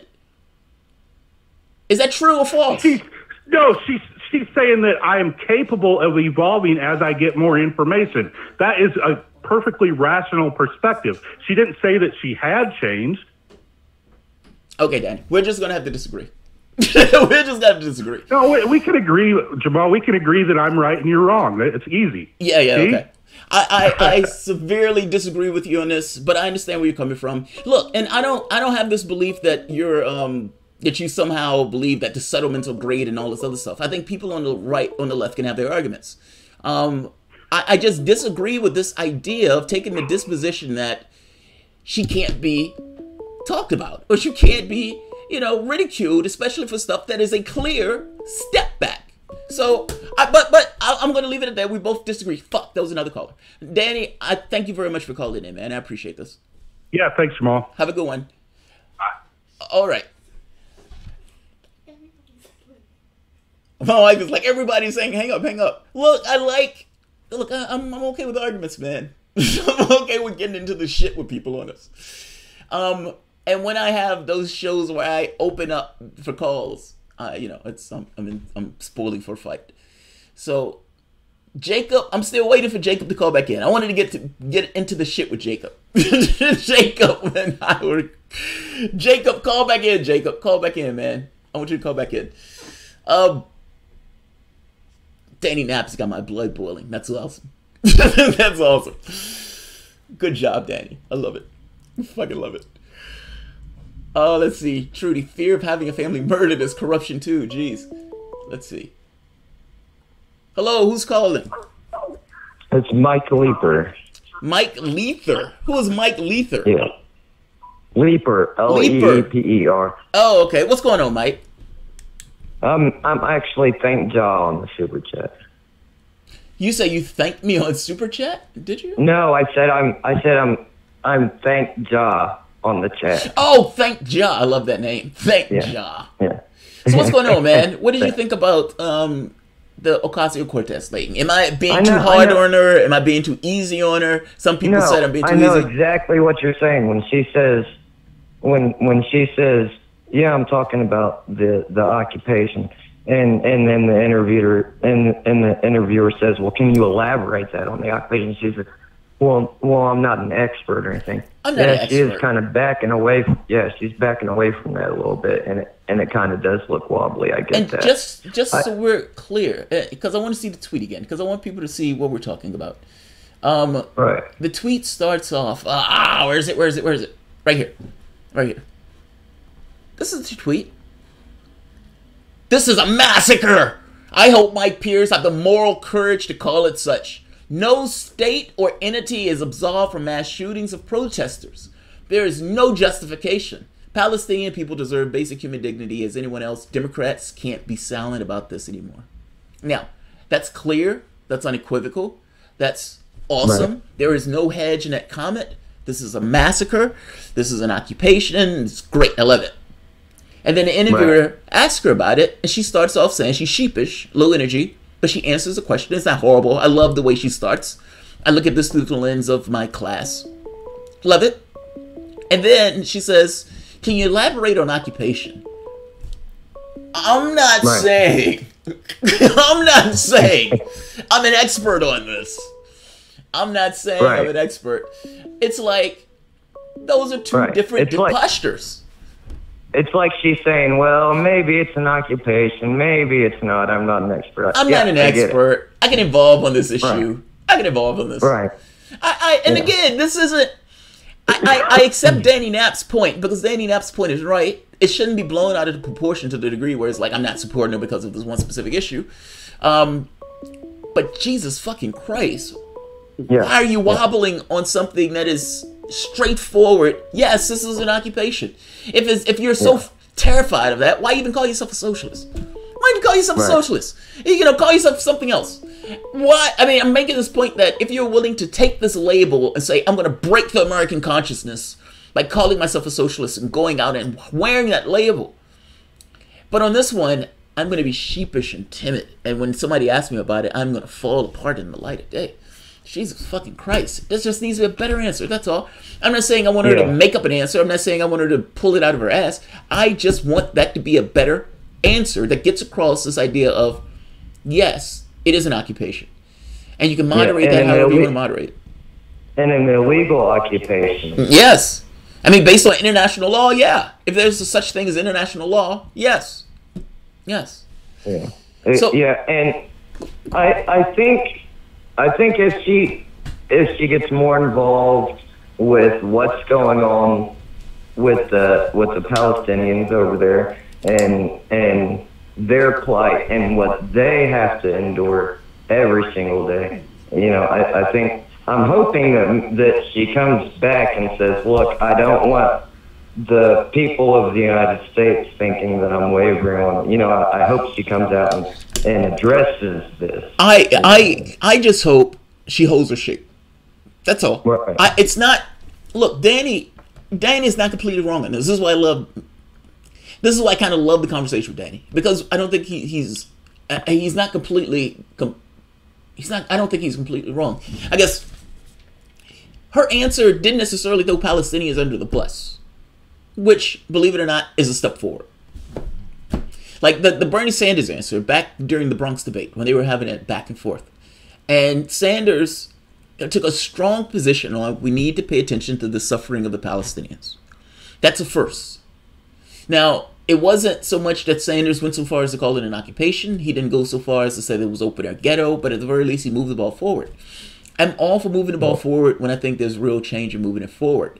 My concern in this, and I think it's the concern of a lot of lefties, is if she's willing to wobble on this, what else is there willing to be wobbled on? What else is there going to be float on? I think that's their issue, man. This is not something I'm imposing upon her. This was a position that she herself took. That's all. We need to know if our politicians are going to look at it. If it's happening here in the United States, yeah, they're going to get angry about it. Yeah. But if it's happening overseas somewhere, we can't see it. You know what I mean? Yeah, it's out of sight, out of mind. We need to know what their stance is there. But we know she's anti-war. Yes, at least I think so. So I would imagine she's on the side of the Palestinians. Here's the thing. I think she is. Like, I wouldn't say... In my head, I think she is. I think she is. Dude, let me get the next caller. Thank you very much for calling, man. I appreciate your call. Yeah, no problem. Thanks. Hello, who's calling?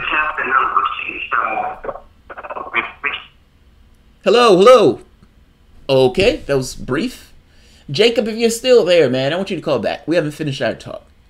We haven't finished our conversation. Let's see. And my chat is doing weird things for some reason.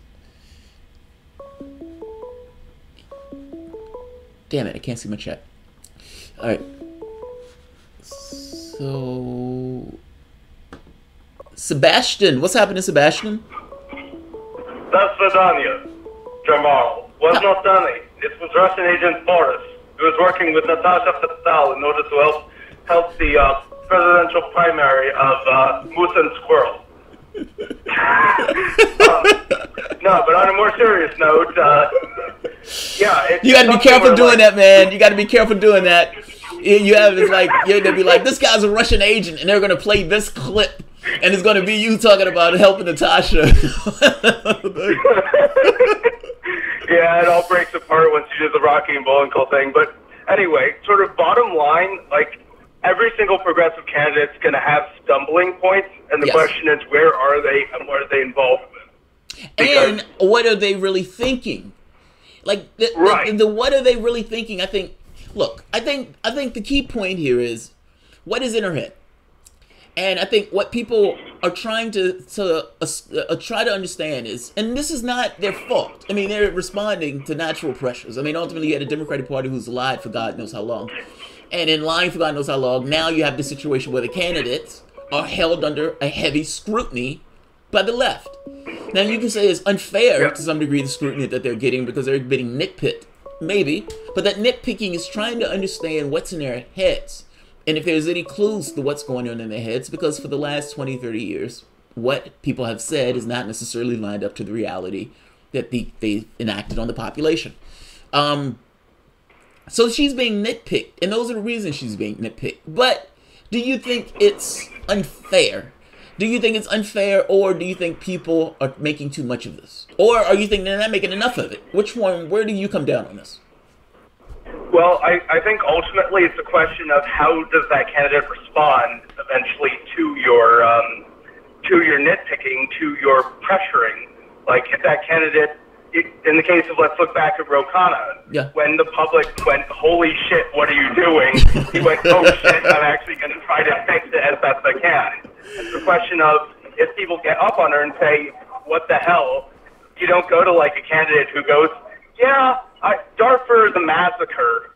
And then later on they just go, I'm not so sure because I don't really know that much about the region. Like you don't get that point without some scrutiny. But the question is, how do they respond to that scrutiny? It's similar to like, you know, when Bernie runs and eventually will get screwed, the question is, what does he do at that point?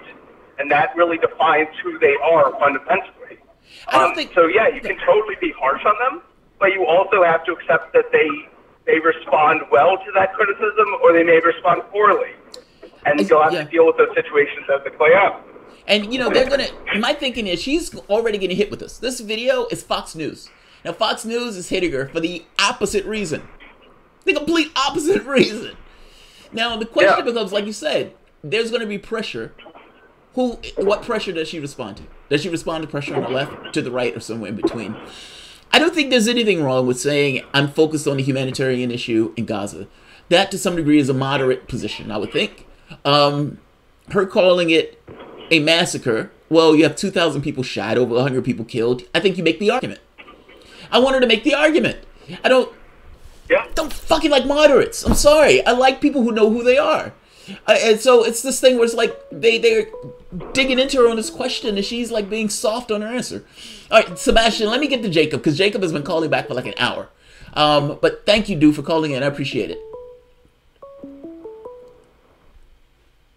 Jacob, what's going on? Welcome back. Yeah, hello? Jacob, can you hear me? Okay, now I can hear you. Okay. Yes. All right. So welcome back. So we were getting into the shit on this idea of fear. So you said, first of all, go for it. First of all, Jamal, man, you wasted a lot of time with that other guy, man. You gotta be more discriminating. Fair enough. I mean, that was waste. Well, it wasn't a waste. It wasn't a waste. Danny was making his point. Let me also say that you got to get me on your show so we have like a full 2 hours of talking. I think the audience will learn a lot because I'm devoting my full time to this. A lot of people are just, armchair critics or whatever, and they haven't really they haven't given the time and energy to become well informed and actively involved in the campaign.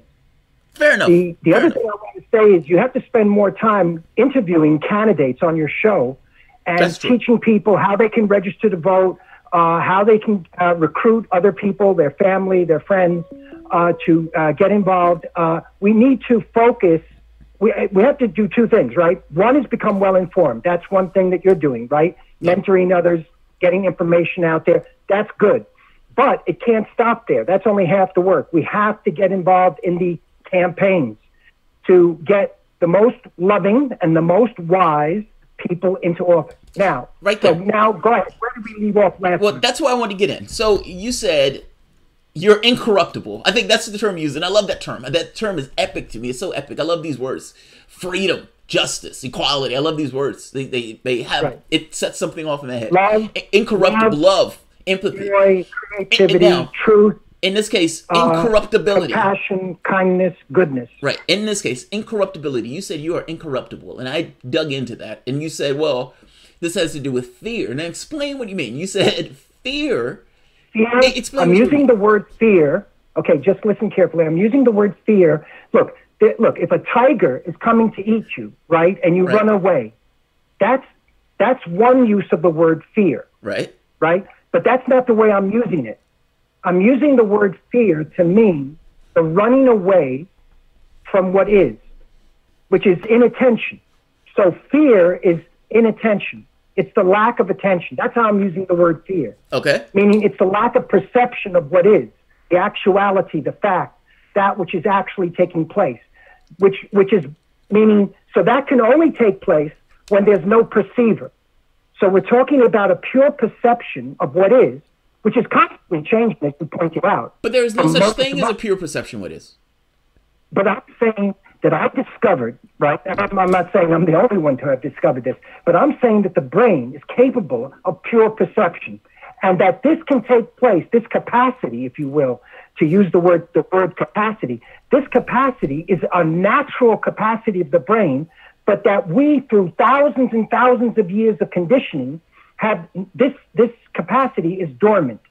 And I discovered, the good news is that I discovered that in less than 90 minutes, the brain can free itself. And that's the true meaning of the word freedom. It's an inner freedom of the mind, psyche, so that there can be pure perception. All right, so this is awesome. Now, the pure perception thing, I need to understand this. If I would make the position, I'm going to take the position, that there is no such thing as pure perception.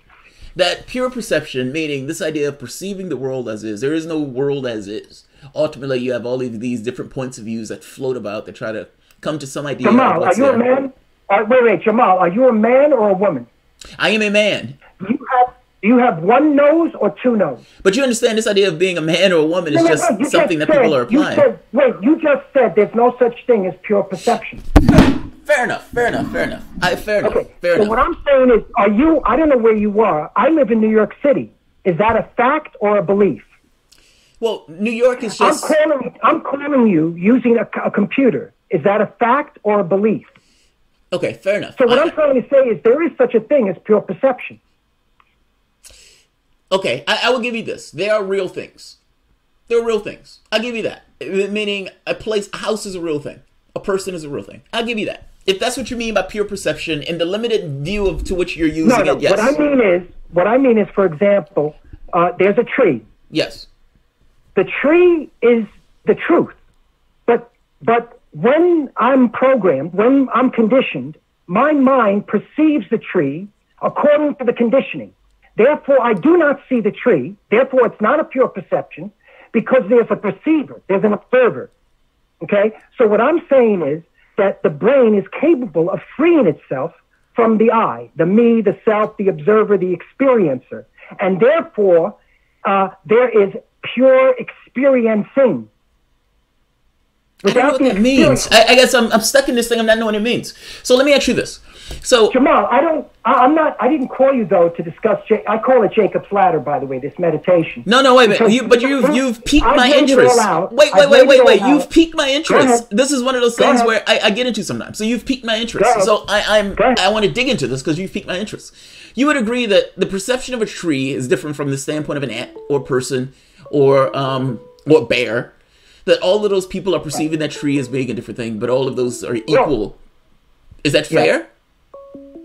Yeah, but I'm not an ant. Yes, the insects, the animals. Yeah, but you're taking this from a human-centric way, and this is kind of what I'm getting at. Because I'm only talking at the moment, right? I'm only talking about the animal called the human being. Yes. Okay. Fair enough. That's all I'm doing. So I don't compare myself. In other words, I'm not comparing myself with the lion, with the frog, with the bird. For the moment, I'm asking this question. I'm a human being, you're a human being, and I'm asking this question. Is the human being capable of pure perception? See, that's what you're getting me. I don't know what that means. Pure perception, normally when you perceive through the lens of Jamal, Jamal is your conditioning, is your programming. Yes, that's true. And when right now, you're listening to words, and Jamal is translating the words into your interpretation and your beliefs, which is limited. It's based on knowledge, it's based on experience, which is always limited. Right. So therefore, you're not paying attention. But when there is no Jamal, and then there's just the brain, my brain, your brain. I see. Then there's a meeting. And in that meeting, we're calling that meeting, that communing, pure perception. I see. Let me try to articulate what you said to just make it sure I'm clear. Let me clarify it one more time. Okay. There's no interpretation. Okay? There's no interpreter. Therefore, there's pure communication, which is nonverbal. It goes beyond the verbal. Okay? Okay. You see, language is limited. The words are limited. Yes. So what I've discovered is there's a communication which is beyond words, which is unlimited, which is not limited. And that only takes place when there's no me and there's no you. Okay. When there's no Jacob and there's no Jamal, then it's naturally taking place effortlessly, choicelessly. Go ahead. All right. So let me try to communicate what you said in words, because I want to make sure I'm clear in what you're saying. We all, just from how we go about our affairs, just as human beings, we're socialized in certain conditions. There are implicit and explicit forces that are kind of just acting on us, that kind of make us who we are, depending upon where we are, where we were born, the time frame we were born. If you're born in, Africa versus born in America versus born in the 15th century. Correct. Those things limit you to some degree, because for the most part, you're only ever really reciting what's been dug into you. So any perception that you take is built on the lens. Not just limited. It's acting as a lens which distorts. Yes. It also distorts. It limits and distorts. It twists, it colors, it shapes. Yes. The perception. Right. Meaning there's not really ever a clear perception for the individual, because ultimately the individual is always looking through a lens. It's always like you're always looking through a filter at the world to which you find yourself. Right. From the cradle to the grave. That's what you call your life. Right. Now, you're saying that you found a means. You're living in what I call a virtual reality bubble. Yes. Now, you're saying you've discovered the means to rip yourself out of that, meaning you're able to distinguish yourself from the lens to which you're born. Wait, let's be clear. When I say I, meaning the brain and the body, as one single organism. You're an organism, okay? Superimposed upon that organism is Jamal. Yes. Jamal is the program, okay? So what I'm saying is the organism, your brain and body, can free itself from Jamal. That's what I'm saying. Right, and you've been able to do that. But you've been able to free yourself from your programming, from filter itself, and look at the world as it is. That's right. That's right. And now, I'm saying that it can be done. This is the good news. In 90 minutes. The good news, because there are many people that have said what I just told you. But they say it takes a lifetime. It takes many lifetimes. You have to keep coming back until you have to work at it. And what I'm saying is that it takes less than 90 minutes. It occurs, this event occurs faster than the speed of light, okay? It's like a lightning bolt that strikes you. Right. It's a eureka moment where you get it. It's like when you figure out how a trick works. You see, thought is tricking you all the time.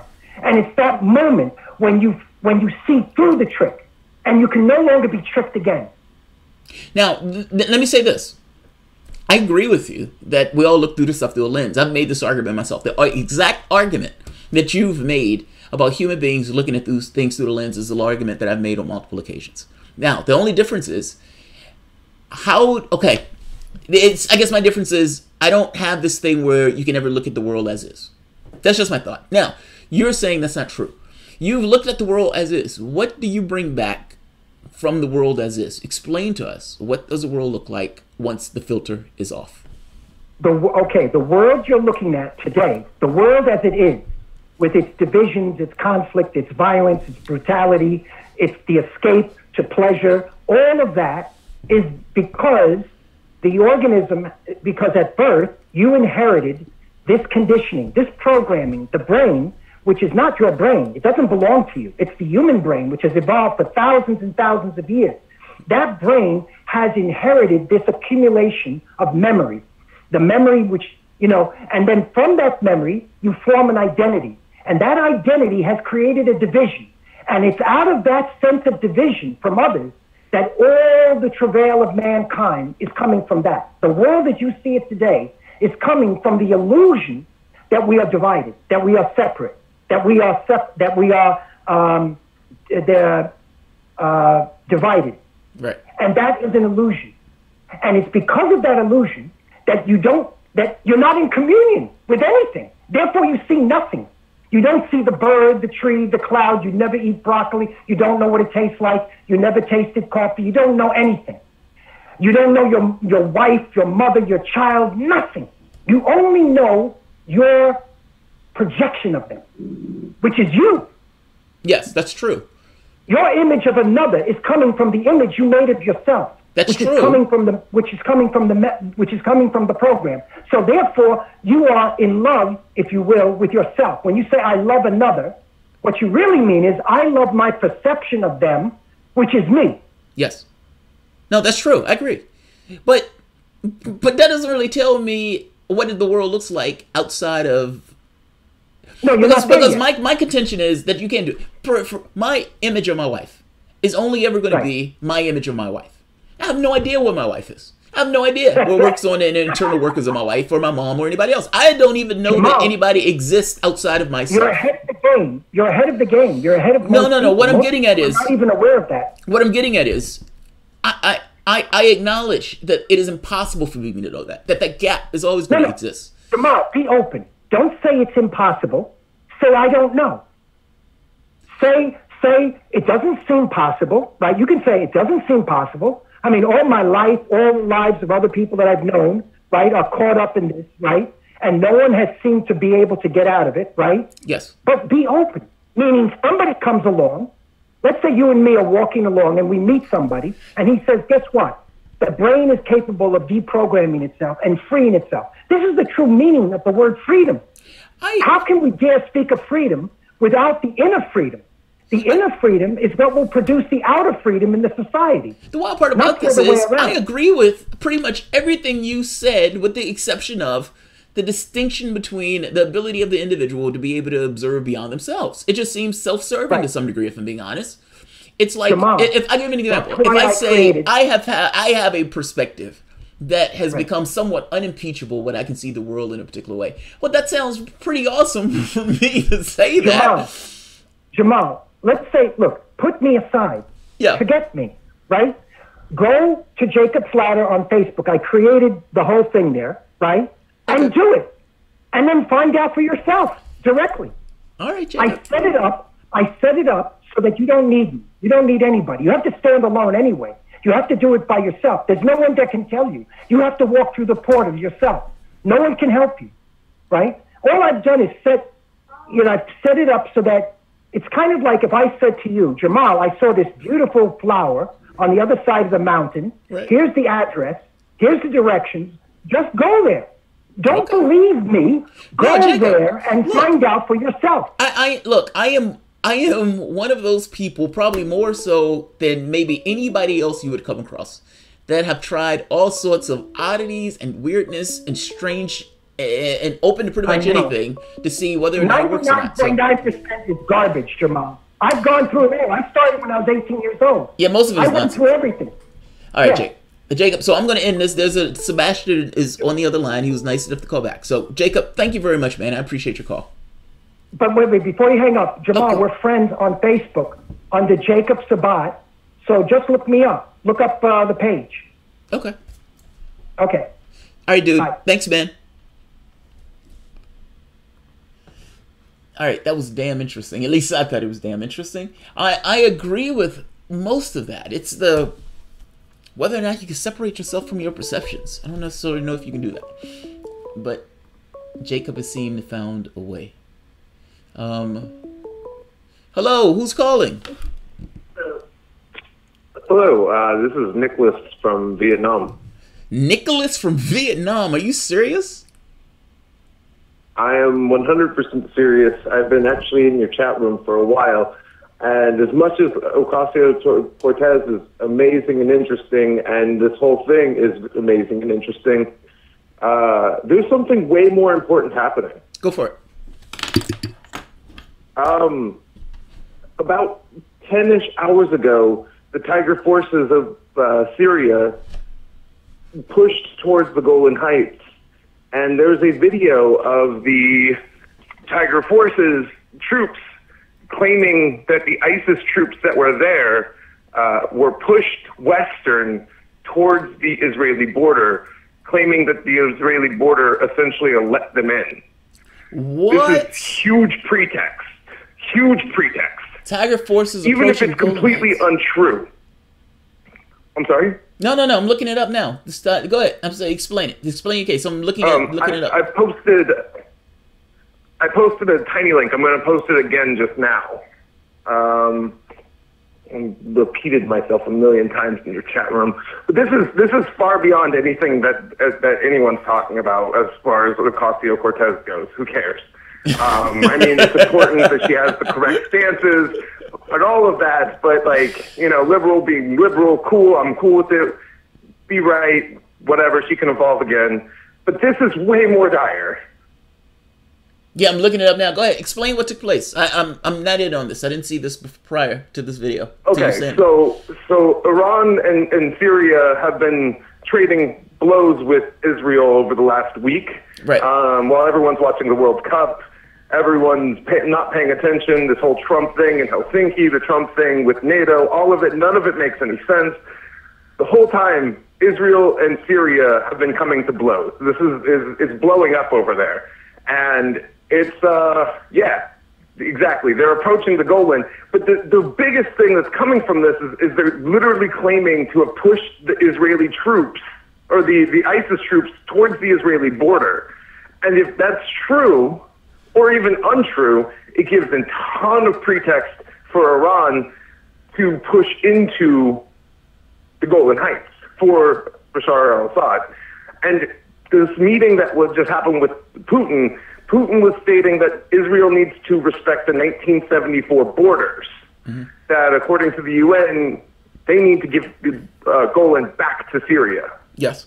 This is all of this is far more important than anything anyone's talking about right now. No, you're right. I didn't see the story.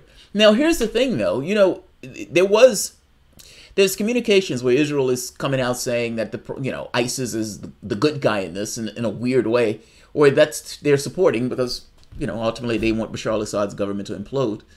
But beyond that, the United States was protecting some of the terrorists who was in that part of the globe, and Israel was to some degree protecting some of the terrorists that was in that part of the globe.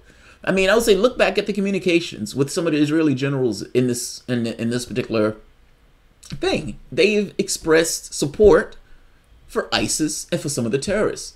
So it doesn't necessarily shock me that they may find refuge in certain parts of either Israel or certain parts of Israel. Now, that being said, you're right that that's a big deal if that blows up. Because if there's a situation where Donald Trump or Israel says they pushed into our territory and we need to push back, oh God. Can you imagine what takes place? Like, if there's a direct conflict in this between, like, Israel has been attacking Syria and elements of Iran in Syria for the past, month or two at this point. Like, unabashed. Yeah. Unabashed. Yeah. No response. Yeah. So, Well, there's been responses, but it just hasn't been reported. They just shot down a Syrian drone over the Golan Heights last week. Yeah, but I'm talking about people dying. Like when they attacked, there was an Iranian installations were attacked in multiple scenarios or multiple situations by Israel, over the past 2 or 3 months. There was supposedly an Iranian response, which you can call it an Iranian response. There's speculation that it may have been a Syrian response. But either way, I mean, for the most part, Israel has been able to do this with impunity. If Syria strikes back, what happens? That's your question, I guess, right? I mean, that's the point of this. Yeah, I mean, yeah. Like, all hell breaks loose. Let's be honest. All hell breaks loose. Essentially, hell is breaking loose. Yeah. Like, as we speak right now, hell is breaking loose. It's not a when or if or what happens when. No, it's literally happening. Israel is literally exchanging blows with two foreign powers. Israel exchange, yeah, but the Golan Heights, let me ask you this. So what do you think is going to happen? What do you think the response is going to be for this scenario? So this is taking place right now. The Syrian army's elite force approaches the Golan Heights. Now, Golan Heights is occupied territory as is. Now, Israel is trying to claim the Golan Heights as their own, but it's occupied territory. If Syria tries to reclaim the territory that belonged to Syria, what is Israel's response? And if Israel says, this is our territory, we're keeping it, at that point, you're right, they're going to exchange blows. If they exchange blows, what is going to be the response of the United States and the powers that are backing up the governments? I think that's your line of thought. That's your reasoning. Right. Yeah, exactly. And now you have to pair this with AIPAC has been trying to push Trump to recognize the sovereignty of the Golan Heights as Israeli territory. And they've been pushing this narrative for about 2-3 weeks now. It's very low key, but it receives absolutely no news coverage, and people need to be aware on this and following this. I've followed the story, by the way. I don't want you to think I haven't followed it at all. Oh, I know. I watch you. Thank you very much. I watch you. All the way from Vietnam. I watch you. My biggest concern in this was World War I. That's my lens. That's the lens through which I look at this. Like, you have this one territory, Serbia, there's a fight, Serbia, Ferdinand gets shot. And you have the Serbian, Austria-Hungary government that's essentially looking for uses this opportunistically in order to try to start a war that it didn't think other powers would get involved in. And all of a sudden you have one regional conflict that expands to, I'm your friend, because I'm your friend, I'm going to back you up. And somebody else's, Russia, says, all right, fine, I'm going to back up Serbia. And now you have a world war. You have Britain who says, all right, I'll back up, this other power. Now you have this thing where you have the Axis and you have the Allies, and these guys are having this First World War. You can even make an argument that the French and Indian War was the First World War, but whatever. You have the First World War, but all of this started in this regional conflict. Now, I look at this, and you look at the allegiance system that's been set up in place. Russia, China, a military allegiance between those two. They've come out vocally saying that they were in allegiance. Russia, China, Iran, Syria, potentially North Korea, and potentially Turkey. Now, the point I'm making here is whether Turkey joins in or not, I'm just making a point that you have the military blocks that have been set up and pivoted against another military bloc, which is for the most part NATO. Like, this is a recipe for disaster. If the United States gets involved in a conflict in the Middle East, say, for example, Syria, and say Syria tries to take back Golan Heights, because Golan Heights, they would say, this belongs to us, this is our territory, we're bound to take this back. And they would be justified in doing so. Israel says, no, we're not giving up the territory that we're occupying. Our law now says that this is theirs. I don't know if that's true, I'm just saying. They're saying, we're not giving it back. You can go fuck yourself. What blood is willing to be expended for this? I mean, that's ultimately what you're getting at. And that countries often tumble into war. So, if you're going to use the World War I lens, World War I lens, even beyond the Franz Ferdinand event, you have to look back a little bit further than that. And the first thing you see that's really signaling the World War I that's coming is the formation of these blocks. Yes. Yeah. Almost identically to what is literally happening today. Yes. And you have Trump, who's literally the wild card. Yes. He's going and criticizing NATO at the exact same moment. He's potentially siding with Russia. Who cares whether it's collusion, whether it's not? Who cares? None of it matters. But you have the Franz Ferdinand. It's happening. It's happening. Trump is the canary. In the coal. Oh, I see. Do you think Trump is the canary in the coal? See, that's interesting. So you're saying that another president wouldn't necessarily take up arms over something like this, whereas Trump might. Is that the thought? Let me ask you this: do you think Trump is going to back them up? I mean, if we had Hillary would back them up hands down. I think if we had Hillary, this war would already have started. Honestly. Yeah, that's my opinion. I agree with you on that. He's such a wild card. I don't know where it's going. I don't know if that's going to change alliances. Yeah. Or it's like, so I fought in Iraq. I fought in Afghanistan. Mm-hmm. I fought ISIS. I mean, for crying out loud, it's the same people. And we've been backing them since the U.S. soldiers, myself included, were fighting them in Iraq. In Afghanistan, you can go back further. Afghanistan. I mean, you're talking about the United States. Yeah, absolutely. You can go all the way to Mujahideen. Yes, where the United States supported this group, thinking that it was going to be this slice Russia in half. This idea of attacking Russia using, radicalizing Muslims in Afghanistan. Yeah, you can go back further. So what's happening is a total reformation of the blocks, and it's absolutely mind blowing how little coverage this is getting in the global media. You have to find a Tiger Force's fucking GoPro feeds to really see what's happening. This is ridiculous, dude. This is the biggest news. I'm so glad you brought this to me because I hadn't seen it. Every so often when the story pops up in the media and I'm like, oh my God, this looks horrendous. And then you don't hear about it for a while and then it pops up in the media. I hadn't seen this. But you're right. I agree with you on this. I think this is a big fucking deal. And you know the sad part about it? If anything pops off, it's not going to be explained through the lens of this is the historical precedent. It's going to be explained through the lens of, oh my God, Syria is attacking Israel. That's going to be the lens. Oh, yeah, of course. Of course. Israel's going to be the victim. Yeah, that's going to be the lens. The nuclear force, nuclear power, mind you, billions of dollars in weapons and arms, but they're going to be the victim in all this.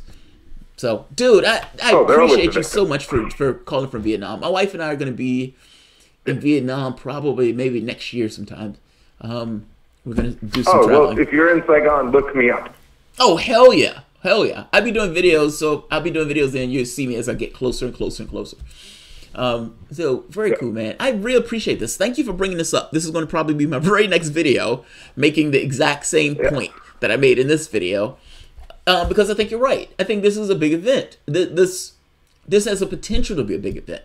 I mean, one or two things is going to happen. Either Israel is going to give up Golan Heights. The United States is going to get more involved in order to protect Israel and holding on to Golan Heights. And oh, God, that's when shit gets real. That's when it gets real. Well, do you really think Israel give up the Golan Heights, considering who is in charge of the Genie Oil Company, who is entrenched in building the infrastructure to extract the oil of the largest oil deposit in the Middle East, even larger than what is found in Saudi Arabia, as the proven reserves are. Wow. It's the Golan Heights is a huge, massive natural gas deposit. It is incredibly big. And the only company that has the rights and the imported technology is Genie Oil. Wow. That's Dick Cheney. Then if that's true, oh God, man. I mean, that ups the fuckfest level of this, if that's true. Because ultimately, because look, one or two things is true. Either they give it up or they don't. If they give it up, then, okay, they gave it up. If they don't, then the question becomes, how much is Syria willing to push on this? And how much is Syria's allies willing to push versus how much are, the other allies willing to push? And how far they're willing to go? We're talking about nuclear powers. I mean, if you're being honest, and I always say that, this is a proxy war to some degree between allies. Not between allies, but between, one is an ally, one is a foe, but between superpowers, that's what I'm saying. Or between nuclear powers, let's say it that way. One of the most interesting things that didn't get a huge amount of media coverage, when Donald Trump attacked Syria over this quote-unquote chemical strike that ended up not being a chemical strike, at least according to the OPCW, apparently that strike was supposed to be more intense. That was supposed to be worse. The Russian government had said under no very clear terms that they will respond if you attack the Syrian government. Now, the attack that Trump did was supposedly scaled down with that threat in tow, meaning this understanding that if you go too far in this attack, we will respond in kind. The question becomes, how far does that understanding go? That's the question. Does this stay regional? Does this stay between Israel and Syria, or does this expand to larger forces? All right, so if I remember correctly, the UN defines a world war as any war where more than 5 countries are engaged. Yes. If my count is correct, you have the United States, Israel, Syria, Russia, Turkey, and Qatar. Technically the Kurds. Qatar. That's 6, at least. The UK, France. All of those countries are involved. I mean, all of them had special forces involved in the processes. Yeah, and Saudi Arabia as well. I mean, Saudi Arabia, it's very UAE. expensive what's happening. And by the way, if the United States or any of those countries get involved, NATO could be activated. NATO's already been activated. France and the UK have both struck the Syrian government. That's fair. I'm thinking of the entirety Article of it, not 5 just hasn't been officially declared. Yeah, right. That's what I mean. I mean, it could be this kind of official, you know, we're at war. At this point, it's kind of this bubbling, simmering nastiness that's taking place that have the potential to escalate. You're right. Trump is a wild card. I have no idea what Trump would do in this situation. It's brinkmanship at its worst, and it's mind-boggling. I don't want to take up any more of your time. I know you probably have other viewers calling in, but well, I appreciate you bringing this up. This needs to be on everyone's radar. I appreciate you bringing this up. This is probably going to be my very next show, so I thank you, man. I try to keep my eye on this stuff, but I follow some of everything between British politics, U.S. politics, and I sometimes get delved into the U.S. politics because it's our sandbox. But this is important. So thank you very much. I appreciate it, man. Yeah, absolutely. And now I'm going to bed because it is 2 o'clock in the morning in Vietnam. Oh, you stayed up. Thank you. I appreciate it. I saw the number I saw 8+84, and I was like, oh God, I got to take that call. I got to figure out where this guy's from. So no, man, thank you very much. I appreciate it, dude. Have a good one. All right. Good night. Vietnam. Fucking A. Hello, who's calling? It's Joshua Renshaw. Joshua Renshaw. What's happening, Joshua? What's going on, Jamal? I was wondering if you can hear me all right. I'm out here driving around. Oh, no, yeah, I can hear you just fine. You're good. Yeah, I wanted to bring it back to the Ocasio-Cortez piece. Go for it. The first point being that if you don't intend it to be a hit piece, I kind of feel that the picture that you're using, showing her as looking like a bit of a jackass, kind of makes your point disingenuous that you're not doing a hit piece on her. Fair enough. My goal wasn't a hit piece. Let me explain why I do this. So when I use a great image, I use an image because I'm like, yes, this person has done something awesome. When I use a bad image, it's like, oh God, this person didn't do something I consider to be awesome. I don't want it to be a hit piece, but at the same time, token, yes, I don't necessarily like her answer. So that's fair. But that's fair. The overall point that I'd like to address Go for it. Is not, I know that your intention is not that you're trying to draw an equivalency between the lesser of two evil argument. No. But if you read chat, a lot of people are starting to, you know, I think you put it yourself, if she wobbles on this issue, what else? What other issues might she be able to wobble on, concede on, or change her positions on? Well, just so I'm clear, let me ask you, do you think I'm being unfair, or do you think I'm being overly fair? Because keep in mind, I'm getting hit with both. This is kind of why I'm bringing this open for questioning and talking. There are going to be some people who say, oh, dude, you're a sellout. You're being too weak on this. This is a red line. And then other people are like, yeah, this doesn't seem to be the end all be all. And yes, she might have wobbled, but no, it's not as big of an issue as some people are making it out to be. So where do you fall in all of this? Well, I think that you're being a little overly harsh. Fair enough. And it does fall to the, when you start bringing words like purity, start bringing words like hypocrite or sellout. I never use those words. Here. I harken always back to the 2016 election. Yeah, but I never use those words here. I didn't, in addressing her on this, I don't think I use sellout, hypocrite, or any of those things. My only issue. I believe that's not your intention, but I believe that by bringing out these points in which there's contention along the left, what you're doing is throwing fuel on the fire of those who would want to admonish that there's a purity test, there's a red line that must be drawn. And like I think back to 2016 when you have Donald Trump, Hillary Clinton. Mm-hmm. I agree with Hillary on 20% of things. I agree with Trump on 20% of things. Different things. Yeah, right. I know, right? Which one is the shittier or less shittier option to pick between that I agree with the 20% on this or 20% on that? But that's not the same. There's not a conceptual equivalency to be drawn in Ocasio-Cortez's race, right, where I agree with her on 90% of issues. I agree with the Republican on the 10%. And to say that they're somehow equivalent or it doesn't matter or she's a sellout. Yeah. I know that you're not making that distinction. I'm not making that argument at all. I don't think that at all. Argument. Right, I know that you're not. But I'm saying that there are a fair amount of people that are going to use this kind of amalgamism to say that, oh, well, if she's going to sell on this issue, she'll sell on all the other ones. Democratic Party will co-opt her, and should it not throw your hands in the air? Should it not be discussed? I think it's fair to be discussed, but it's not the overlying thing that's important here. But the moment you discuss it, isn't that bringing you back to this conversation of this, you know, this is not the end all be all, et cetera, et cetera.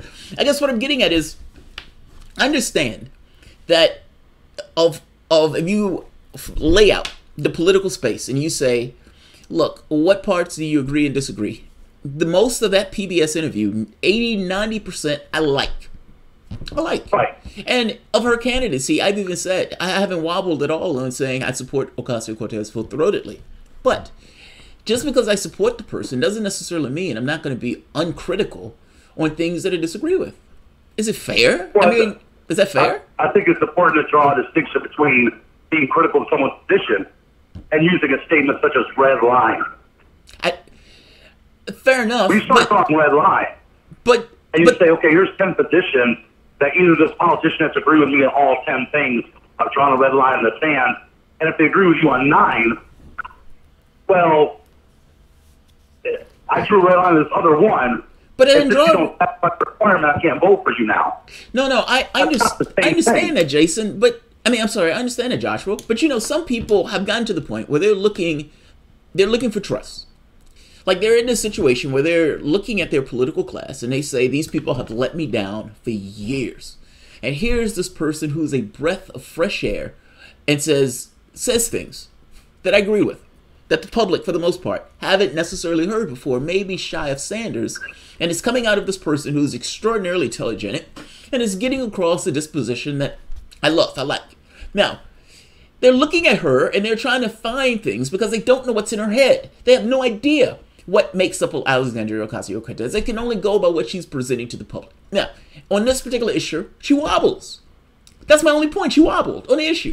And people... I'm not gonna, wait. And Joshua... I'm not going to take the position of other callers and disagree with you that that's not what happened. That is absolutely what happened. But I think your point is, don't blow it out of proportion to the degree where it subsumes the other goodness of her platform and of what she's putting out. Is that fair? It is fair. And again, now you're using the word that politicians are distrusted. And of course, I agree that majority of the American public looks at the majority of politicians with that kind of They have a 30% rating. Both parties. But now, don't you feel like you're sowing the same seeds of discord? No. To say, well, look, she switched her position on this. She's kind of walked it back a bit. No, we can't trust her either. This is what I think. I think we need to be very precise in what we're saying. So I agree with you on that. What I'm saying is, you have people who it is perfectly fair for those people who have lived in a situation to which they were washed, where they were told one thing, meaning Democratic Party Operation 2.0 or 1.0, say one thing using the momentum of an FDR type while doing something else. Meaning we're representing our donors while we're talking as if we're talking to the progressives and the lefties in order to keep these people in line.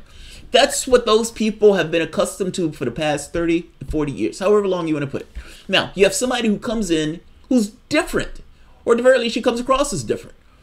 But the rest of the population who's in the political space and is looking at this, who's saying, okay, I'm going to give it one last chance, they're looking for anything to hang their hat on to say that she's not like them. They're not wrong. I don't think they're wrong. Now, the thing is, she's going to get hit with a heavy amount of scrutiny for stuff that may not necessarily have been her fault. Fair enough. I understand it. That's to some degree unfair. But that's the space that you're in based on the people or based on what was taking place prior before her getting into the office. I don't think it's me replicating events. It's her needing to get across this thing of trust. That's all. That's all. I understand your point. I think your point is fair in the sense of, aren't you replicating the events of the previous thing? I would make the point to you that people were created from the standpoint of the political class, meaning the way that the political class ended up behaving. And look, I understand this is systemic, so it's not all of one. You can make an argument that anybody you put into that space would ended up acting in similar ways.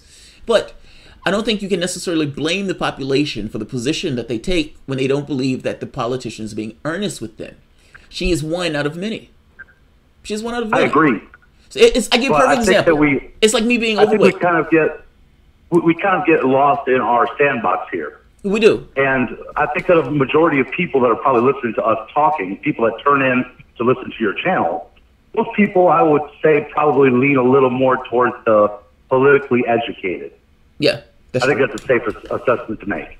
So when it comes to something like the Israeli-Palestine conflict, to bring this up as, well, you know, she doesn't support my position, or she was supporting my position and she began to waffle on it. And then I think there are very few people that really even understand the context or the relevance of what's going on in Israel and Palestine, to start drawing red lines and to decide this is the hill that I might be willing to die on, I think is not a pragmatic political calculation. You think it's too far? The important things that people can understand are, hey, healthcare, Medicare for all, that drives down the cost, costs you less money. Don't you want that? Yeah.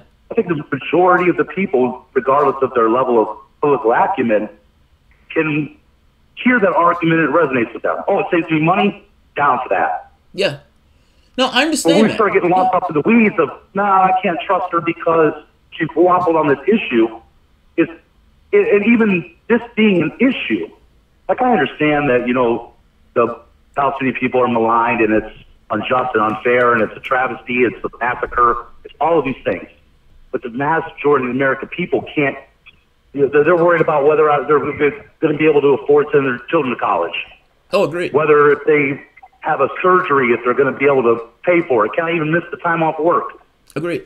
I agree with you that to this focus on these things and not focus on the thrust of her economic message.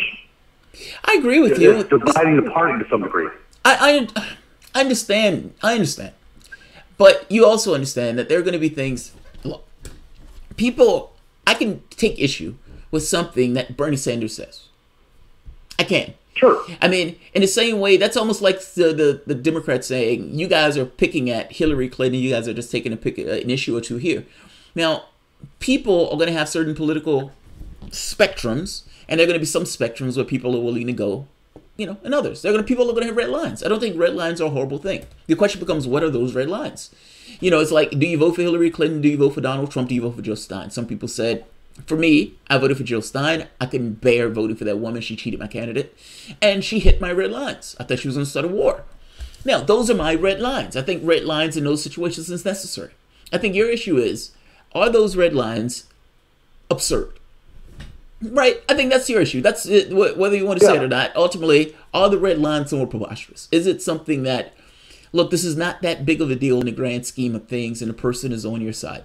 That's your disposition. Is that fair? My disposition is more that you would have more people you could include into the fold. And of course, I'm talking more about independents and Republicans here. Yeah. That you would have more people that got into the fold if you didn't always want to divide based on these other issues that, you know, people are going to get the narrative from the mainstream media. They're not really going to go and educate themselves on it or think too deeply into it. They just, oh, Israel is great. Palestine are a bunch of, you know, crazy lunatic terrorists, terrorists, and Muslims are bad and Jews are great, and they just kind of, well, okay, yeah, sure, why not? But Israel sounds good. But to dig into this just for one moment, I'm not saying that it's right for people to have that disposition. It's not right or wrong. No. I don't think it's right or wrong. Most of the stuff I don't think is right or wrong. Some of it I do, but in this case, it's not a right or wrong thing. I don't think that Ocasio-Cortez has changed her position. Meaning, in real life, if you had a coffee with her and you just talked to her and you asked her, no politics or anything else, what do you think?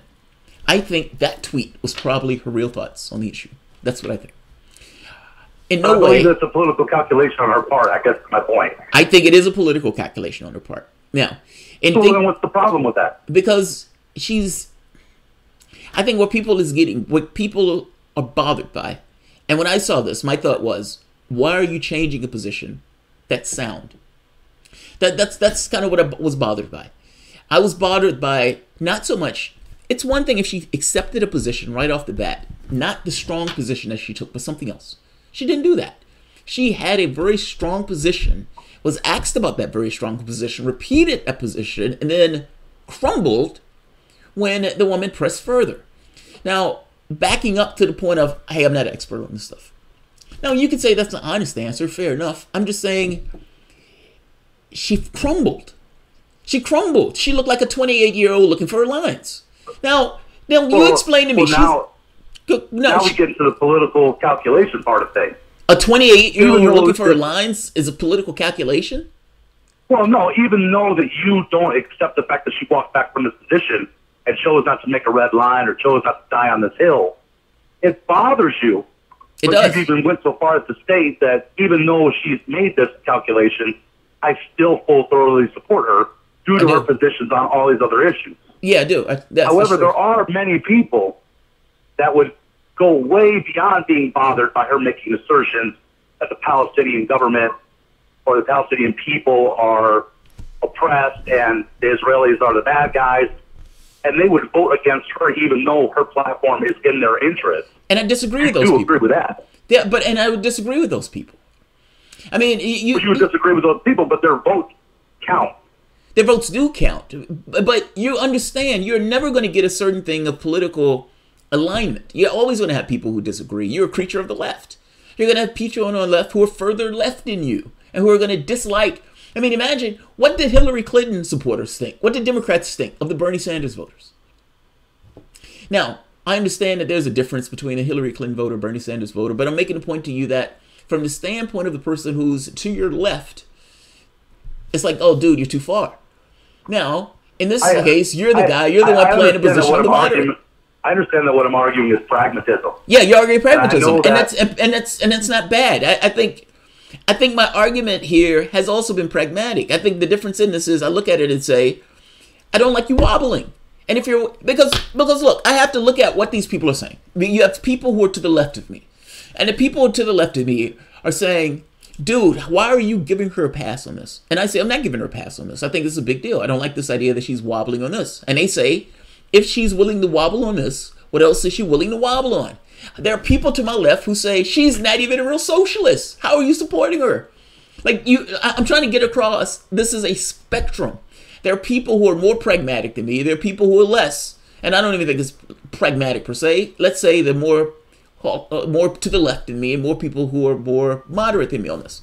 I have not pulled my support from her. My only issue is fix your answer.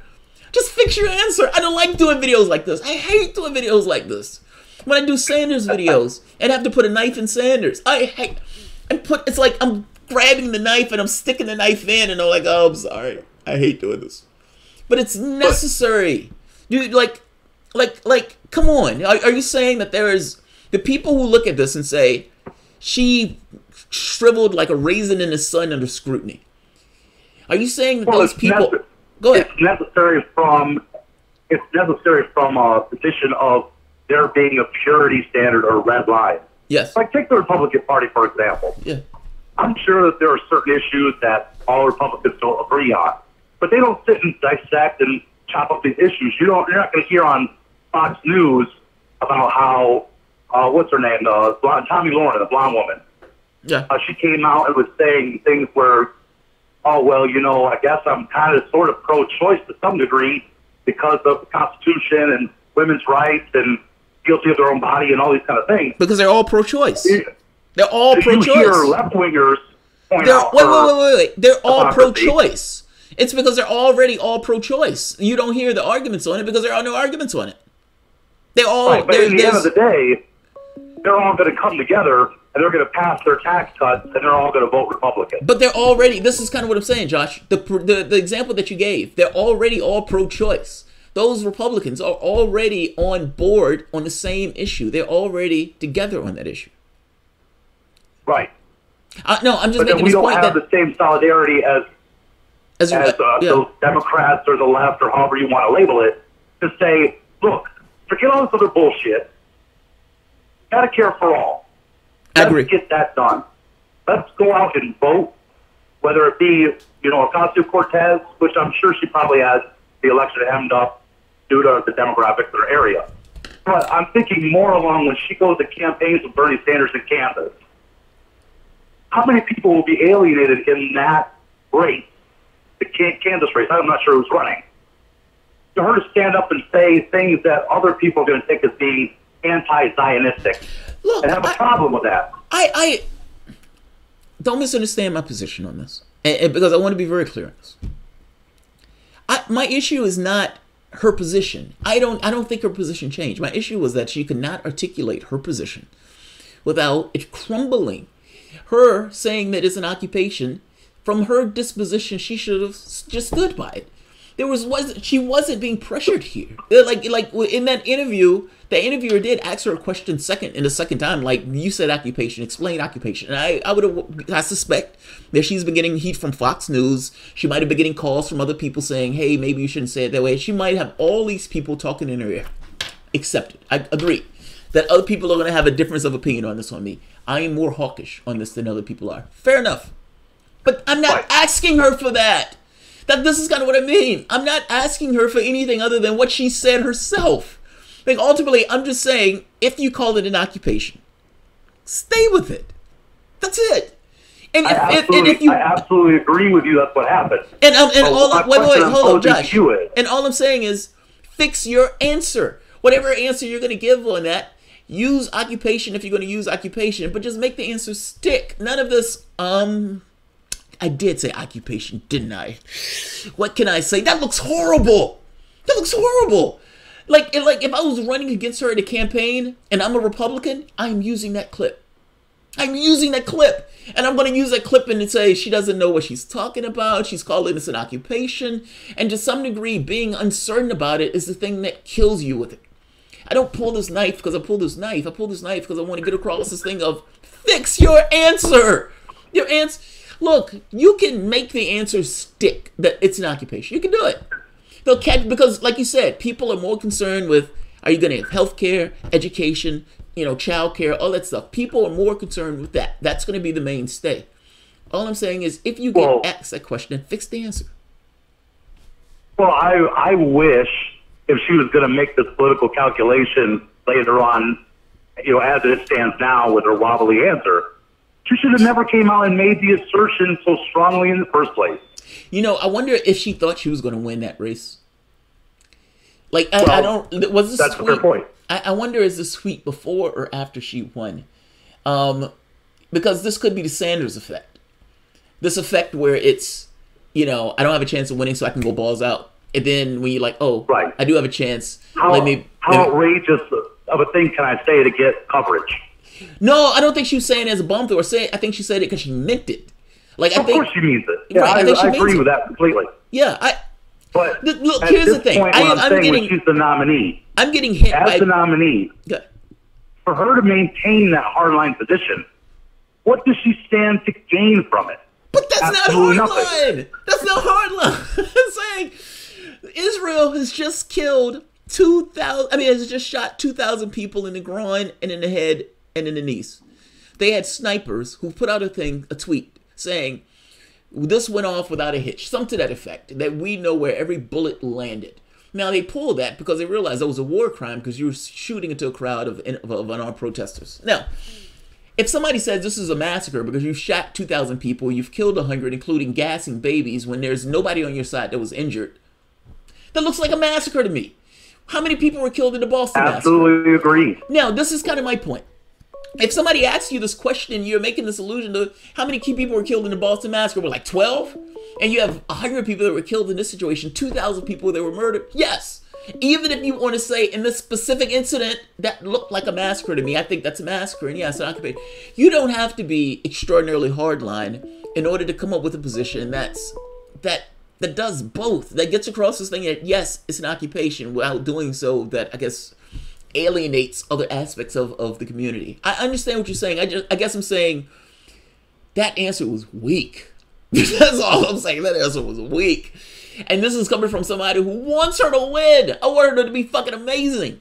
When I go see somebody sing, I want them to sing their heart out. I want them to get up there and I want them to bring down the stage. I want to leave like, oh my God, I didn't realize that air coming through lungs could sound such a way. I don't want them to fuck up and fall off the stage. So I don't look at this from the example of somebody who wants her to fail. I want her to succeed. I just want that to be a better answer because she's going to get hit with that answer over and over and over and over again. I mean, that question over and over again. I don't think we're that far apart. I don't think I'm that unpragmatic on this. I don't think I'm that unpragmatic. I do have to question, with her being out in Kansas right now. Yeah. If maybe she's trying to middle or soften her position, thinking about running on a Sanders ticket in 2020. What are your thoughts on that?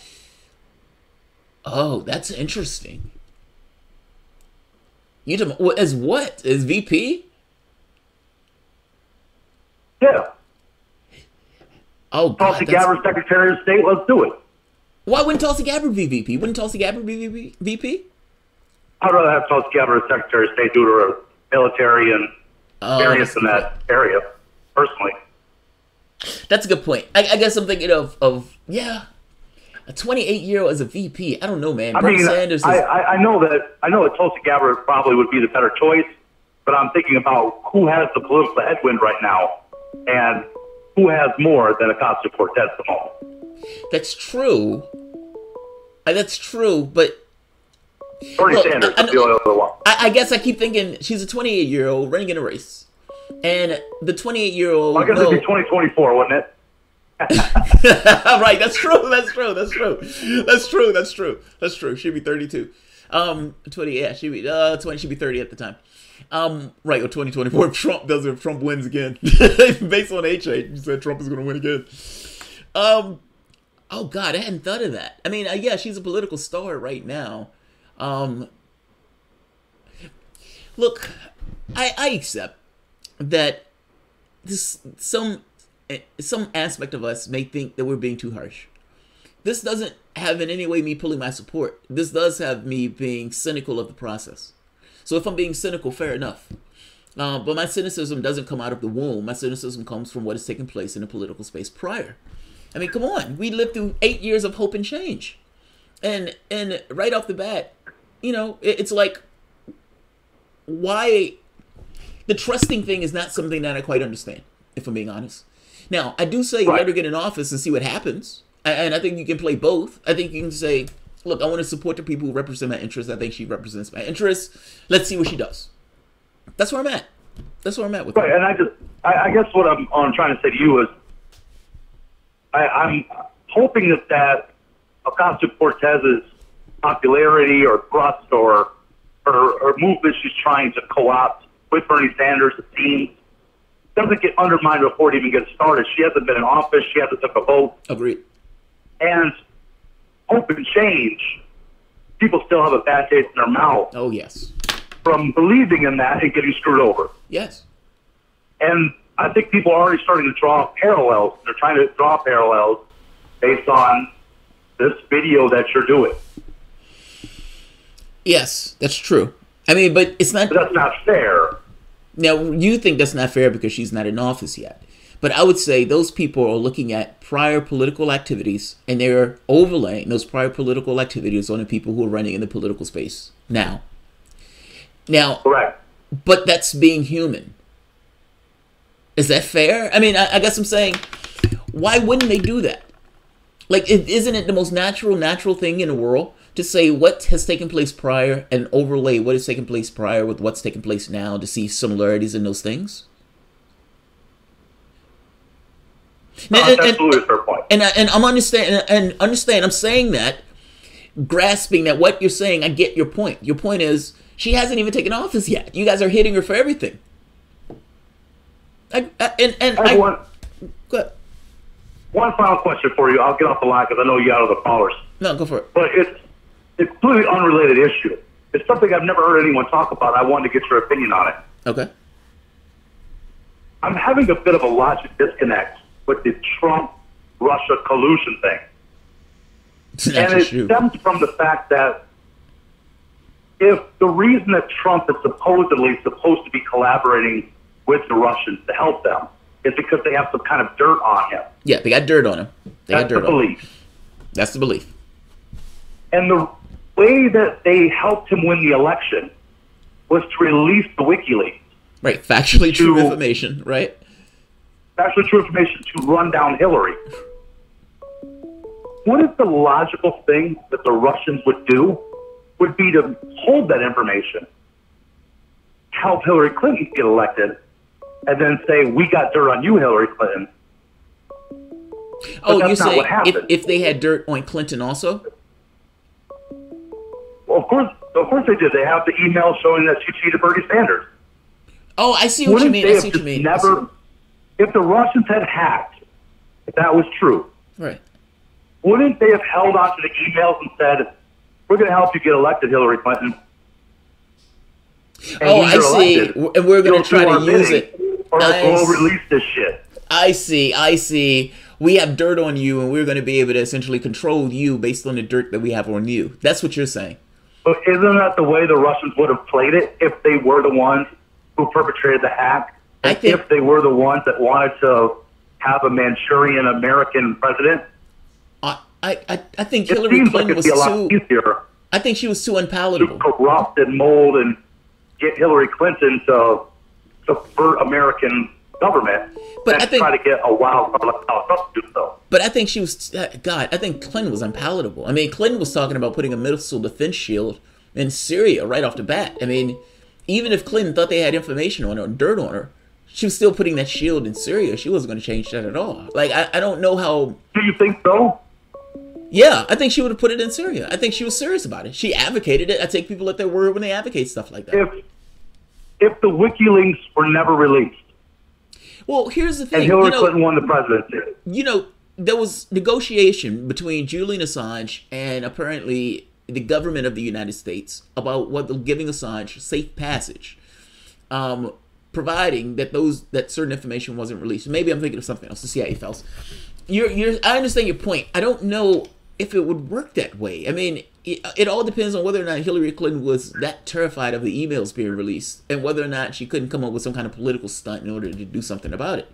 Well, I think that President Hillary Clinton would have been terrified of all those emails being released.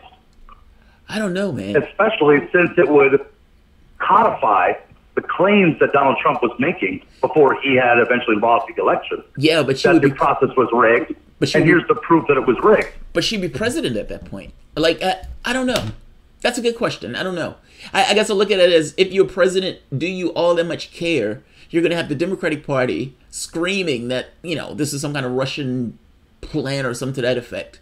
I don't know what the response would be. That's a good point. You don't believe that President Hillary Clinton, with the threat of those emails being released, and a Republican Congress, the Republican House, Republican Senate, wouldn't immediately be talking about impeachment? That's a good point. Yeah, Josh, I don't know, man.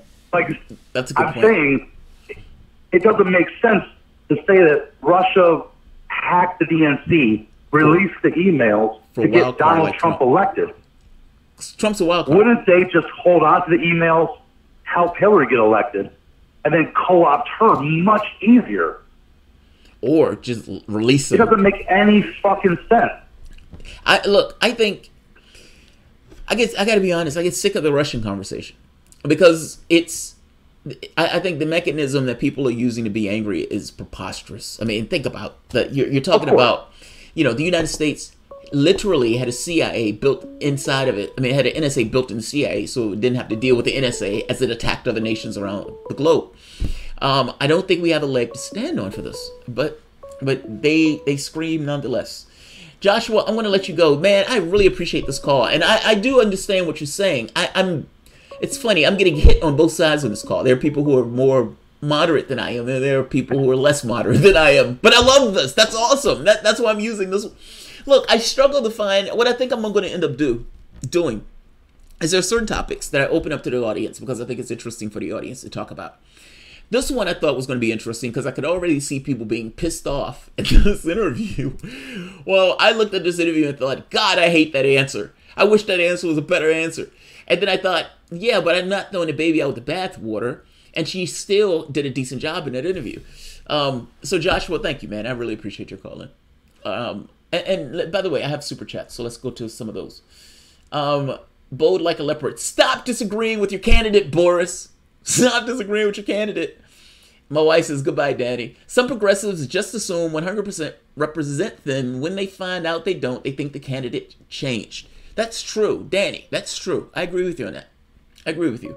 Isn't Germany also involved already? Ruben Garcia. I didn't think Germany was involved, but I could be wrong. Jacob Solis. What's happening, Jacob? Yes, hi. How's it going, man? Okay. Gee whiz, there's so much to talk about. Uh-oh.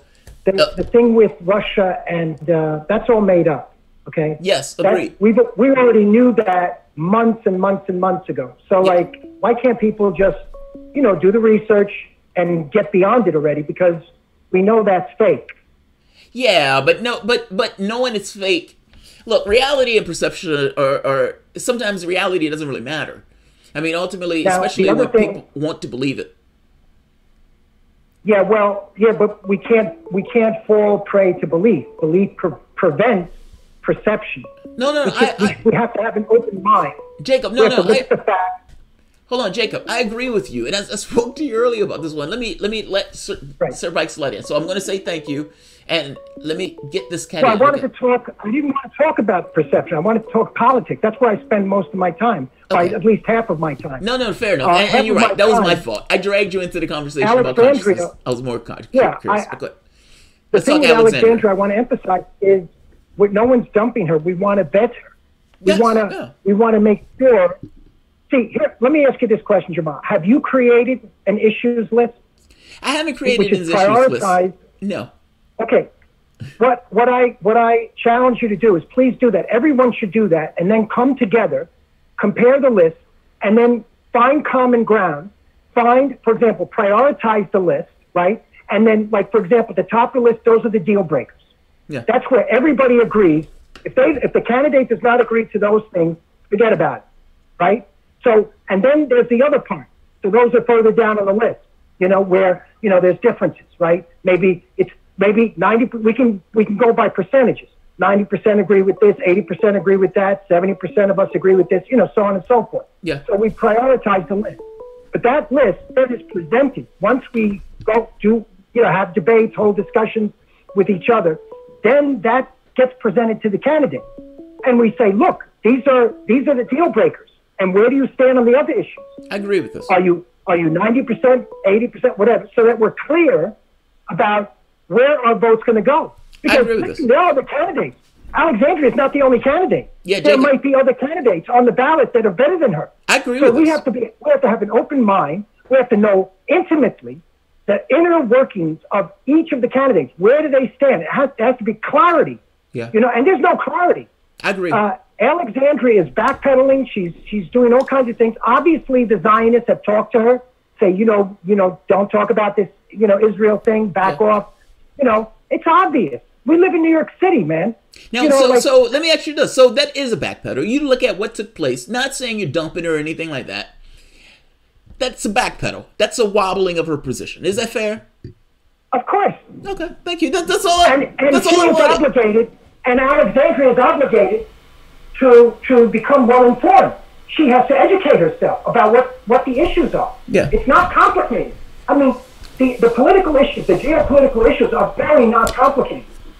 But it takes people investing the time, investing the energy to actually study it. Yeah, look, I agree with you on this. And I agree with you on the red line. I agree with you on all that. I am continually posting on Alexandria's site telling her, look, here are a tentative list. This is a tentative list. It's not written in stone. We can work on it. But here's a tentative list. Do you agree with it? You know, sign the pledge. Or if there are parts you don't agree with, let's have a discussion. Yeah. Let's come to consensus. You know, but we need clarity.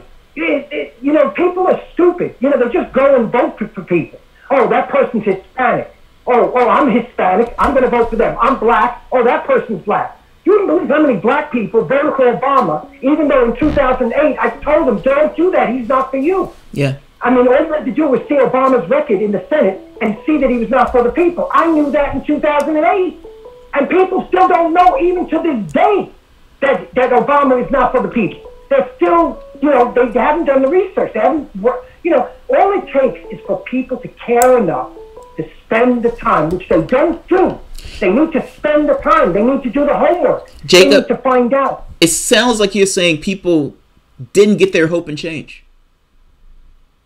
Well, of course not. That's ridiculous. And no one should have expected that in 2008.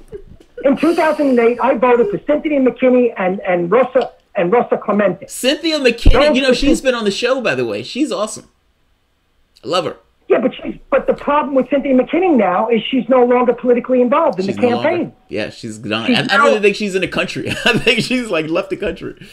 No, you don't have to be in the country to involve yourself in the campaign. Look, I talk to teenagers who can't vote. They are able to participate in the political process. Yeah. Anybody. It doesn't matter where you live. It doesn't matter how old you are. It has nothing to do with any of that. It has to do with people who care, who are coming from heart and integrity, and say, look, I want to do my part. This is what I can do. This is how I can contribute. Yeah. That's all it takes. And in New York City, I don't know where you're located. What city are you in? I'm in Virginia. I'm in Richmond, Virginia. Okay. In Richmond, Virginia, are you planning to take over the city? Am I planning to take over the city? No, I'm not. Jamal, you haven't even read my proposal. My proposal is to start with the cities. Take over the cities, then the state, then move to the country. At the same time, we could be working on all the levels at the same time. But we have to plant the flag somewhere. We have to take over, my proposal is take over a city, meaning, what do I mean by that? I mean the mayorship, 2/3 of the city council, 2/3 of the congressional seats, all within the city limits, and 2/3 of the state seats. Okay? Mm-hmm. With that number of candidates, progressive candidates, we then have dominance. We can change the laws and make way for the implementation of a gazillion solutions we already have. Because, see, people don't realize we already have the solutions. We have them. The problem is we're not in positions of power to implement them on a grand scale. Yeah. So my proposal is take over the city and then implement the solutions and show the rest of the world what's possible. And then it will spread like wildfire. I agree with you, man. In New York City, let me give you an example, Jamal. I've worked out the numbers. All we need is 1 million, what I call creating a majority voting block. We need to create a majority voting block of 1 million people in New York City. In every city, it's going to be different. In New York City, it's 1 million. Mm-hmm. With 1 million people, you win the mayorship, 2/3 of the city council, 2/3 of the congressional seats, and 2/3 of the state seats. Okay? Now, what is 1 million people? 1 million people represents 20% of the electorate. Wow. That's with 20% of the electorate, we can take over the city. Do you understand? Now, I don't know what it's like in Richmond. You have to look at the numbers over there. It's probably going to be much less. It's a smaller city. Yeah, it's smaller. So what I'm saying is this is doable. This is practical. This is something we can do. There's too much talking, Jamal. There's too much talking. There's too much talking. There's not enough strategy. What are we going to do? What are the practical steps? How do I contribute? We're not working on the ground. And I want you to use your platform on YouTube and wherever else you are to get involved more in the actual candidates. You know, and I'm talking, by the way, I'm not talking just to you. I'm talking to all the independent journalists that are out there. Yeah. You need to spend more time because what is the objective? We need to get the most loving and the most wise and most intelligent people into the seats of public service. And we need to vet those people. We can't just go with, look how people, I was one of them. I followed Bernie Sanders down the trail, and he let us down. Let me hear the vetting. Let me hit the vetting. Policy sucks. Well, he's trying to change that. It sounds like he's trying to amend his foreign policy. No. He's not trying to change anything. He's a Jewish guy. Look, he's Jewish. He supports Israel. You know, that's the end of story. Yes, he's Jewish and supports Israel, but he's taken a position that's further into the left with regards to Palestine than any of the other candidates. I mean, what does that mean, further to the left? You see, you have to talk specifics. Okay, fair enough. No, that's fair. That's fair. That is fair. Yeah. The language is slippery, and because the language is slippery, candidates have a tendency to lie. Jamal, has he promised to end all aid to Israel until a peace settlement can be worked out with the people of Palestine? Yes or no? Yes, I thought he did. Yes or no? Did he? No. I could have swore he said that when he was in and maybe not all aid, maybe that's too strong, but he has made this point that we need to pay attention to the plight of the Palestinians. Why should we give 1 penny? Look, I created a page on Facebook called Israel is Terrorist Nation Number 2. Jacob, wait, Jacob, hold on. Just so we're clear, I agree with you, by the way. I agree with you. I would prefer Bernie Sanders to go out there and say, Not a penny needs to go to Israel until Israel comes together and essentially stop this conflict, or to have a one-state solution. But Bernie Sanders is never going to say a one-state solution, because Bernie Sanders... But that's why I don't deal with Bernie Sanders. He's off the list. He's not on the radar screen. Right. What? And this is where I think people are hitting us, or hitting people. This is where we're getting hit from. And it feels like I'm getting hit on both sides. I understand your point. This thing of why support people if... Okay. What I'm saying... Wait a minute. Are you still there? Yeah. I'm still here, Jacob. I guess I'm making this point that this is kind of... Look, I agree with you on 2 points. I agree with most of what you said. Even going from the standpoint of the list. Of saying you need red lines, because without red lines, you essentially don't stand for anything. I mean, ultimately, you need to put your pike in the ground somewhere and say, all right, I'm not budging from this point, because the moment... It's like I don't negotiate with terrorists. You can negotiate with terrorists. Essentially, you're going to have to get more terrorists. I don't negotiate with shitty politicians, because if you do, you end up with more shitty politicians. Terrorist nation number one. I mean, terrorist nation number two. United States is terrorist nation number one in the world today. I agree with you, but you have to deal with people from where they are, and it is impossible. It's possible disposition to make. What you have to do is bring them to a state of being well informed. Don't go down to their level. Bring them to your level. That's true, but you understand. If Bernie Sanders goes out and says Israel is a terrorist state and we're not going to give him one penny, people shut off. You're not bringing anybody anywhere, because they already disagree with the way you're coming out of your mouth. Fear, Jamal, fear is how they control you. Fear is a controlling mechanism, yes. Fear is a mechanism. So you can't be fearless. You have to be fearless. You have to be fearless, my friend. We have to look for those people. There are a lot of dead, fearless people in the cemetery, buddy. There are a lot of dead, fearless people in the cemetery who didn't necessarily overplay their hand and overplay what they were going with and lost. Louis Farrakhan is proof that if you have a very good security team, that you can survive. So he's a truth teller. He should be dead. Survive what? Louis Farrakhan should be dead for what it thinks he said. And the reason he's still alive, he has a top-notch security team. But this is a political space. Wait a minute. Why are you talking about Farrakhan? This is a political space. We're talking about politicians who are trying to get in office, get elected, and get things done. You're telling me about being fearless. You're going to get things done by rallying. You're going to get things done by rallying the people, not your politicians. You're going to rally the people. What I'm telling you is, you can rally the people, yes, but ultimately you're rallying the people based on the things that you're saying and the way things are coming out of your mouth. Fearlessness, yes, to a point. It's still a point. There are certain ways that you can go. You're not going to get people to come to your side. Put it this way: why haven't Louis Farrakhan brought people over to his side? He's been fearless. He's been saying stuff that he's needed to say. Why hasn't people come over to his side? Why aren't all of these people in the initiative